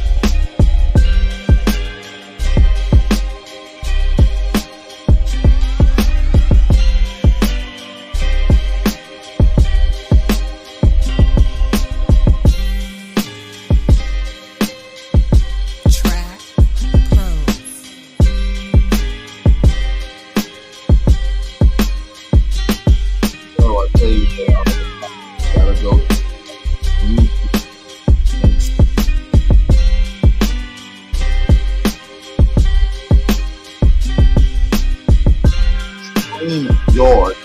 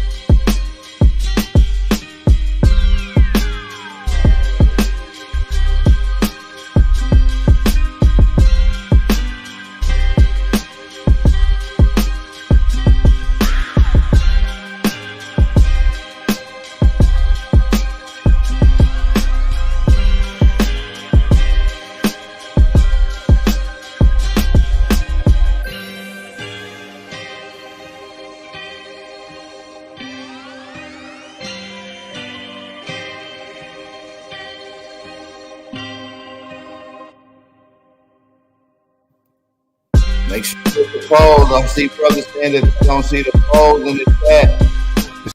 People saying that they don't see the polls. Do y'all see the polls in the chat? Do y'all see the polls? Do y'all see the polls in the chat? 78 votes. We about to get ready to close it out. Well, I'm gonna let y'all finish y'all question and answer round. Let's get ready to set that up right now. Shout out to the brothers and sisters in the building. We got a 15-minute question and answering round. Let's get into it, family. Not a coincidence. A1, y'all with us? Yeah. Well, y'all know how it go. Y'all get 2 questions apiece, and then you can ask your question within the time frame of 60 seconds. The person get a time frame of 60 seconds to answer it. You get 2 questions before it goes to the next person to ask their questions. Which one of you brothers want to go first? I'll go first. Okay, let's get it. So you mentioned Sarah Bass and Richard Allen. Was when Sarah Bass was free in 1800, 2 years later she got married to Richard Allen. Why would you equate that? Why would you equate that to her being his slave when she was already free when she married him? That's the first question. Yeah. All right, so I don't know. Did you miss the opening? You was here for the actual debate, but all right, let's go back real quick. He was married to her, right? So that would mean that she was his family. That they was family, right? She was free. No, it doesn't matter if she was free. Wait, She still you're was. supposed to answer my question. Not ask I'm me. answering. I'm asking. Okay, so the fact that he was married to her, then that would mean that she was part of his what? Family, right? Right? So the term, She's not white, brother, though. okay, what you mean she not white? Well, She's what the not fuck white. she look like? Man, brother, hold up. Hold the fuck up. Oh. Now she not white. Hey, Show look, us hold someone up. that says she's white. Show us someone that Showed says she's you. white. We can see what she look like, nigga. We talking about. Hey, look, Where'd I just that showed picture y'all a come from? picture. I A1, just you showed showed y'all a picture of Abraham Lincoln, and it wasn't Oh, Abraham Lincoln. What You you did. mean? I gave you a description of what, and I showed No, you you two said pictures this is of Abraham Abraham Lincoln. Lincoln. The real one ain't him neither. You said this is So Abraham if you Lincoln. if you don't believe the black one is not Abraham No, Lincoln, then this you ain't damn about belief. This is about evidence. no. Hey. We're not Well, dealing can you answer my question, please? brother. I just answered Hey, your I hope question. you ain't sharing them links out there, family, because I see it's 93 cast votes. We only had 70 people, 74 people in here max all night. I'm looking at the max. It was maxed out at 76. I'm probably gonna end the polls, fellas. Is that cool with y'all? Because I think people sharing the link, family. Man, it ended. I mean, shit. Is that cool with y'all? I want to make sure we got agreements on both of y'all. Yeah, I mean, how long you want to keep it up? Shit. Of course they cheated. That's what they want to do. Hold on, everyone. I can't hear another coincidence. What do you say, brother? I said it's been up 15 minutes already, you know. Yeah, that's what I'm saying. I'm gonna get ready to drop it right now, man, because we almost had 100 votes and people ain't even bought that many tickets. So the poll is officially in the chat. We got 95 votes cast. We got 63% saying A11 and 33% saying not a coincidence one. Somebody can screenshot it and make sure you have to verify the end results. I'm gonna let y'all finish y'all question and answer round. Y'all got 12. Abos is running in there. That's crazy. Yo, man, you out of here, my dude. I told you, man. Yeah. Once you lose this debate, you You start. gonna ask the question, John? You gonna ask the question? I got another I question. don't want to do the question answering now. I don't even want to do that. Fuck that, nigga. You lost. I got another question. Go ahead. Go ahead. The book's Forgotten Cause of Civil War. Do they say that black people own those alleged white people? Do history tell you that the book Forgotten? No. It don't. It absolutely don't. So why are you using that book to try to portray to the people that this is black slave owners when that book doesn't say that? Because all right, okay. Let me just explain it. I'm gonna say this because sayonara, right? But real respectfully, right? You can show all the sources of Negroes because they don't hide that information. They hid this information. White people was looking through. All right, so what book says it? Because that book doesn't say it. What book doesn't say what? The Forgotten Cause of the Civil War doesn't say that black people own them people. You just That admitted wasn't to my point. that. That wasn't my point. That wasn't my. It's hidden and it's not in that book. No. That was not my point of using it. My point of using it was to show you that they lied, but they said that the cause of Civil War, according to what brother, listen, let me. Black people. Are you gonna let me answer you, or are you gonna talk over me? I'm waiting for the answer. Okay, so according to the narrative of their history, they tell you the Civil War was over niggas, right? It was. So isn't that something? I just showed you Georgia secession documents, Mississippi, and Texas. Brother, and you ain't showed me only secessions. You showed me other. I showed, brother. Just because they succeeded from the Union don't mean that there was brother. Civil War. Dude, you got European history. was over black slavery. Nah. You don't understand what I just was saying. I guess that was no, you don't understand. The cause of the Civil War was over white slavery, nigga. They tell us black slavery. Of course you want to enforce black slavery, nigga. Because you get sold your answer and you don't even know if them genealogy records that sources for what you're saying. Man, whatever, you had no sources. You ain't source, showing not one bill of sale, one census record. Nothing. That was no contemporary evidence. Everything I showed you can read. I made sure I showed you stuff you can read. I showed you where it said Negro. Yes, I could. I was reading them. I was reading them. All right, whatever, bro. Now, you don't know what you showed. You showed no sources. None. I knew you was going to do this. No sources. I gave you the 1670 source. I gave you that source. You took the word out. You took Negro out. You took Negro out. With white women, right? I gave you George Cummins. Negro out. No, I did not. I gave you George Cummins. Look, I gave you George Cummins. I also finished it off with your boy Anthony Johnson, who had white servants. Servants are slaves. No, servants are not slaves. Those people had indentured contracts. I won that. I already won that. That shit's settled. You lost. The way you won, only way you win that debate is by calling up the dictionary that printed that, and you arguing with them. That's the only thing. I didn't make that up. It didn't say nothing about America. That etymology dictionary said nothing about America. It says, brother, nothing about America. Okay. Now let me ask you. The debate is about America. What is you talking about? Whatever happened with that? Now let me ask you my two questions. Okay, whatever. All right, if you feel as though you got that off, cool, right? Was it white slaves brought to America? No. There's no primary evidence for it. No primary evidence for it. Of course, there's no primary evidence for it because they too busy trying to flip history. I'm glad you admitted you showed no primary documents in this debate. You showed no primary document. You said, of course, there's no primaries. You showed no primary documents.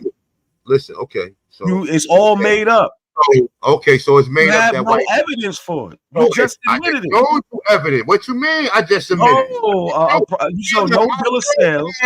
I showed. Where was look, all right. Where was anything? Where was the bill of lading? You showed nothing. Okay, so because you just admitted you showed nothing. Some fabricated sources of showing you Negroes that was brought over here that was done at the Reconstruction. Fabricated nothing. Everybody, you can look up everything I put down. You can look it up right now. Nothing fabricated. My nigga, they wasn't calling no black. You didn't prove nothing I showed was fake. And in none of your rebuttals did you ever say anything was fake. Now, it was fake. All right. Okay. All right. You answered both my questions. You answered both my questions. So, I guess you won the question answering. But you know what? I think I'm gonna take this to an old victory, my dude. And I know damn sure you damn shame you ain't show not one source. You didn't show no source. You shouldn't come back around. No primary sources because they don't exist. Come back around these parts. Go. You all right, so look, no primary sources because they don't exist. You just said that. So what you niggas can do is this: you shot one Sean P, Lucky, and I see an old girl. Nigga, go get a 6-pack. Man, I got no white man in it. 211. Go get a 6-pack of 211. Go get some weed. Make sure it got seeds in it. Roll it in your easy wire. And go put your lugs on. How you know? Put your lugs on. The documents are missing. How do you know? Go cry about it over there. I made it up. I don't gotta cry about it because okay, you cried about it now. I ain't crying about nothing. Just like every time on the replay, you're gonna look stupid like you always do. Now, on replay, you're gonna look dumb like you always do. Coming out, my dude. Thanks for coming out. I'm glad that you showed genealogy. I'm showed you showed your Mickey Mouse genealogy because you ain't go to none of them places and look up none of them documents and none of these fucking. You don't know what I did. You don't know what I did. You ain't got no black slave owners. You too busy worrying about black aborigines. You ain't got no black slave owners in your family. You too busy Listen, my dude, I'm not even gonna get into my. I'm not. No black slave owners. It's my personal. Show shit. not one primary source. No court document. Last dude on there, I ain't believe that was your family, nigga. That looked like copy and paste remix. You put a picture up to tell me, yeah, this is my family right here. He said he was a slave, nigga. The fuck out of it. Call he didn't say that. Call your cousin on the phone. He didn't call say your that. cousin on the phone right now. He didn't say that. He didn't. And they say, yo, your father name was such and such, right? You ain't got no proof that's your family, nigga. You don't got no family. Your whole history is made up. Just like this whole shit you just did tonight is all made up. You don't have anything. You don't have nothing. You have nothing. You have a fake existence. I ain't even get a chance to say that part right there, but hold on. You're gonna love this part right here. You have a fake existence. I got a fake existence, okay? You're gonna love this part right here, right? Hold up, let me find it real quick, right? All right, boom, here you go right here, right? So it say the 5 black founding fathers of the 13 colonies, nigga. King James Stewart, King Charles the First Stewart, King Charles the Second Stewart, King James the Second, and King George the Third. In 1607, Virginia was founded by black Scots, King James the First. 1620, Massachusetts and Maine was founded by King James the First. 1620, New England founded by King James the First. 1632, Maryland founded by King James the First. New Hampshire in 1629 founded by King James the First. He wasn't even alive. 1630. First of all, stop. Founded by King James was not alive in the 1630s. 1638. Delaware founded by King James. It says 1632. King James was not alive then. Are you crazy? James died in 1625. So King James died in 1625. He didn't start nothing in 1630 anything. You reading them dumbass sources got you all. Okay, look, I'm gonna continue. Dumbass books. You want me to continue? The 5 black founding father of the 13 colonies, nigga. Get over it, nigga. You've been duped. You run around here. Listen, my dude, Maryland all you doing is running around here. King James died in 1625. That's why you lost. Because don't nobody believe you shit. They ain't believe your genealogy when you were saying you a slave. Ain't nobody. Why you ain't showing no Indian records? What you believe? Why you ain't showing no Indian records? You ain't got no sources. You ain't even put your records. Why you can so easily find a slave record? That shit was trash. You made the whole shit up. You got Michael Hoffman and some other white. You know what? You know what though? No primary sources. It wasn't by 1%. So it wasn't by 1%. Not one primary. Of course, the coach following. Like I told you. Hey, brother, it wasn't by 1%, my dude. I'm watching. I was watching that shit the last couple minutes when all the people came in. They wasn't voting for me. They was voting for 1%. It wasn't by 1%, bro. Now your votes went up.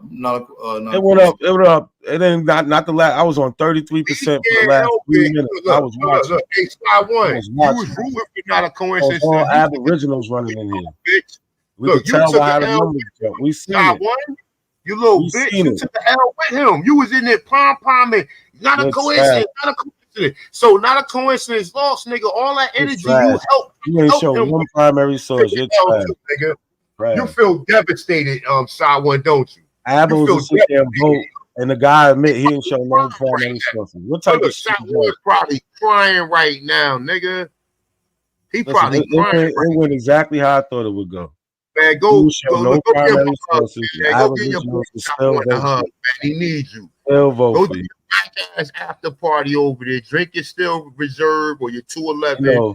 Smoke your motherfucking Ari, nigga. You always talking about that shit. That's the shit you drink. I drink Sweet Red, Red Moscato. I mean, I don't really even drink like that, nigga. I do. I'm more of a fitness workout type dude.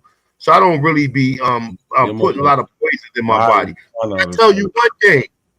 You need to stop putting that poison in your brain, nigga. Running around here telling you ain't pull up not one. You know it was white slaves here. Why you didn't pull up no records of any white slaves? Why you didn't pull up no records of any white people being owned by black people, brother? All them books you reading from, none of them own black. None of them. Not so one. Did Anthony Johnson have white servants? He had white indentured servants, yes, that got free.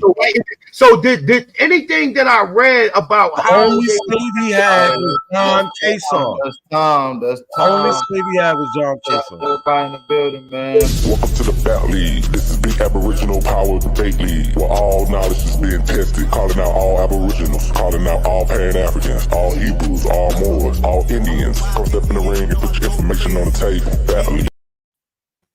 Shout out to everybody in the building, man. It's your brother, Big Aboriginal Power. This concludes today's debate. Congratulations to both of these debaters. Not a coincidence. Shout out to you for coming to put on. Hold on. Before not a coincidence, leave. Not a coincidence. Hold on, A1. Hold on. Shout out to A1 for putting on some fire ass shit too. And congratulations on your win. Shout out to everybody that's in the building. Make sure y'all drop them fire emojis. What were you saying, brother A1? Oh, we got not a coincidence. You lost the debate, right? Did you lose? Yes or no? Yeah, I'm like, I ain't stupid. Yeah, I lost. The fuck Okay, all right. Just remember that. So when you go over on your platform telling niggas you won, we gonna play that sound bite, nigga. Look, I always say the same shit. I lose in the polls, but when you look at the information, you lost. You just admitted there's no primary sources. My dude, you pull a bunch of primary sources. Hour and a half presentation.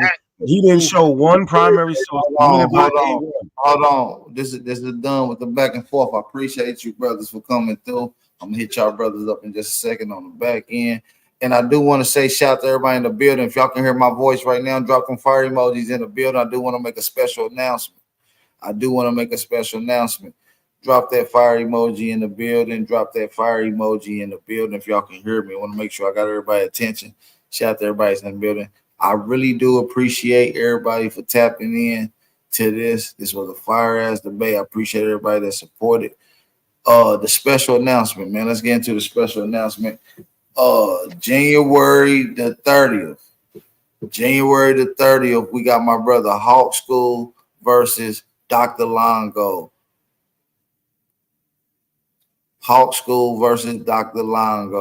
We'll get into the topic, and later on we announce that when them brothers come on the panel.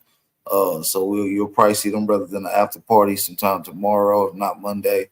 Shout out to them, Hawk School and Dr. Longo going head to head. It's going to be a movie. Make sure y'all tune in to that one. With that being said, man, shout out to everybody that's in the building. We looking forward to the debates 2024. We got Chief Holiday versus Garfield Reed. That's going down. Supreme Chief Holiday versus Garfield is going down April the 21st. Hey, it's going to be one of the ones. You understand what I'm saying? So shout out to everybody in the building. We got some heat coming up. Y'all keep on supporting, appreciating what we got going on. Shout out to everybody that's in the building. We working behind the scenes. Shout out to everybody. I see y'all in the after party either today or tomorrow. We out of here, man. Shout out to the real ones, man. This your brother Aboriginal Power, and we out of here, y'all. Peace. See, my life has been in motion. I'm a little windy. I'm not giving up yet. If you with me, time to place up your bet. Ain't no turning back, got niggas who ran. When we caught his ass, got caught in that jam. Yeah, you know who I am. I can feel it coming. It's that feeling in your stomach, you can feel it coming.